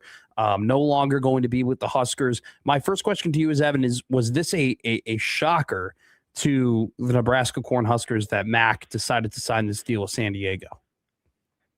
No, I don't think it was a shocker. I think it was one of those 50-50 kind of deals where, he first of all, you have to have interest from another team, and he got that in the Padres. And I think you have to remember too, like in his situation, he would have been a fifth-year college baseball player. So he redshirted at Oregon when he started his career, a couple years in junior college, and then obviously had a very strong season for Nebraska, earned the starting center fielder job after opening weekend, got on base a ton, was the leadoff guy. And I think it just kind of, he strikes me as a situation where it just kind of felt like it was time. Like he's kind of toiled in some lower levels in college baseball, and he had an opportunity to become a pro. And obviously people that follow pro ball know that his dad, Jamie Moyer, was a 25-year major league pitcher. And so what a cool moment for him to be able to jump to that level that his dad played at for so long. I think some of it probably was money related too. Nebraska has to allocate out its resources and figure out who are the priorities, and you can't keep everybody in those kind of situations. And so I think San Diego's offer was probably a little bit more than what Nebraska's was at that point. So that was part of it too. But I think ultimately, yeah, it's a little bit of a hit to the 27 roster, and the Huskers would have loved to have him back. But it's also true that, like, if you're a program that wants to compete at the level Nebraska does, then the reality is you're going to lose good players every year to professional baseball, both through the draft and otherwise. And I think Moyer is a good example of somebody who Nebraska identified at a lower level. He took a jump in the one season he was there, and now he's playing pro ball. And so that's a development story that you can tell recruits and other people that are coming in. So long term, I think it's a win. Short term, yeah, you need to find a new center fielder, a new leadoff man. But ultimately, it was probably a decision that made sense for both parties. Mac Moyer going to the San Diego Padres. Case Sanderson, a key player from last year, returning to the Huskers. And you brought up an interesting point there, right? Mac being, if he came back to Nebraska, would have been a college senior. The Braves signed 3 college seniors in rounds 8 through 10. Their combined signing bonuses, Evan Bland, $1,500. 3 college seniors all get $500 college or $500 signing bonuses, which is why you want to get out before your senior year of college. That way you have some leverage. And you mentioned it being a money thing, because Mac had the opportunity to return to Nebraska, he could leverage that for a signing bonus with San Diego. So very well put. Real quick before we let you go here, ABS coming to college baseball. How do you feel about it? I kind of want to see it before I sign off on it being a good thing Yeah. at the college level. Most of these parks have TrackMan, which is sort of can function as a form of ABS. I imagine that's what they'll end up doing, is using the TrackMan technology to that end. But I don't know. It's kind of like talking about shot clocks at the high school level. Like it's a good idea at the pro level when everything is so detailed and nuanced, and everyone's doing everything at such a high level. I wonder how quickly the turnarounds will be in terms of, hey, you're tapping your helmet and you're getting the result. At the pro level, that's like 5 seconds.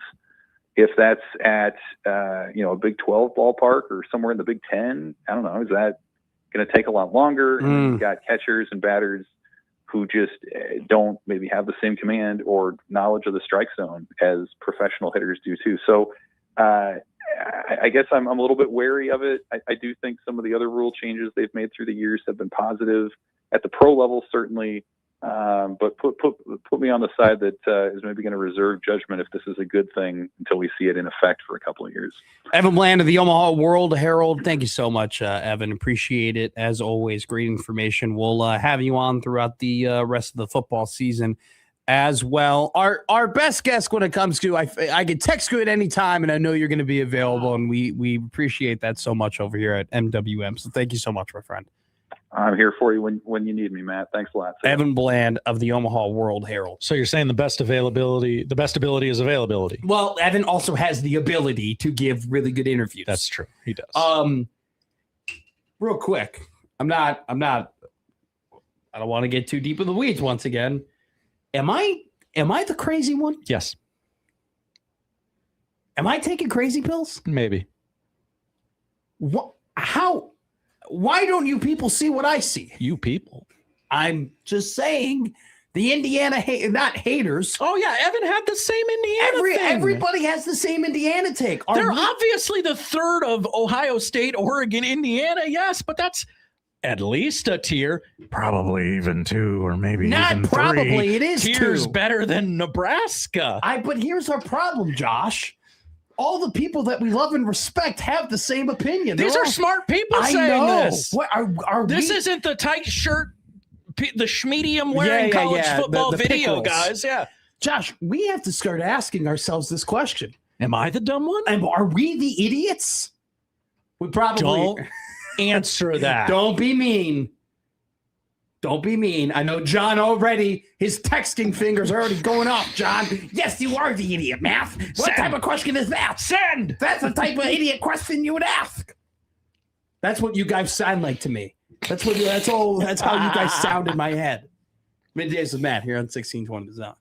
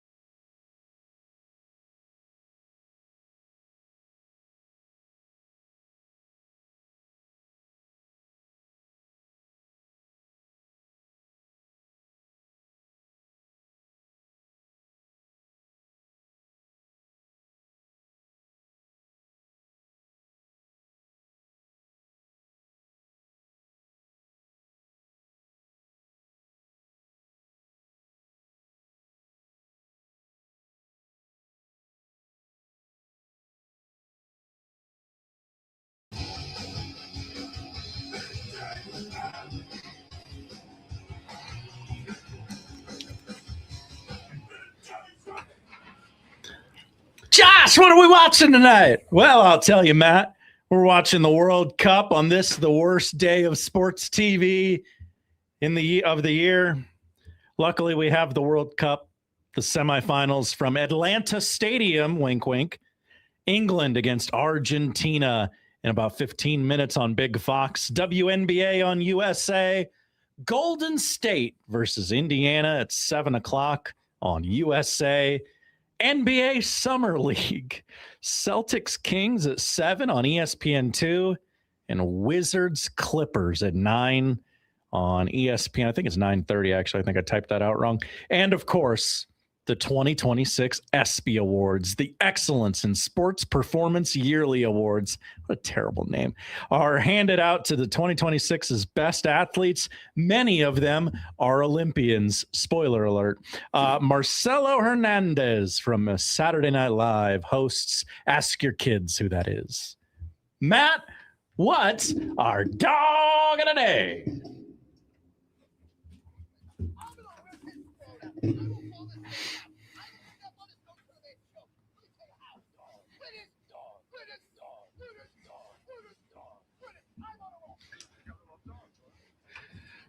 Well, our dog is rolling. Trade slip over 2.5 goals. England and Argentina plus 144. All right, so we need 3 goals. Any form or fashion, any combination. That's our dog of the day. Ghost Dog must be on vacation. I don't know where he's at. But we do know who's here. It's Josh Peterson. It's John Bishop. It's Nick Grimm. It's the crossover. It's coming up next. I've been here the whole time. From the host conference studio, this is 1620 The Zone. In the heart of the mid.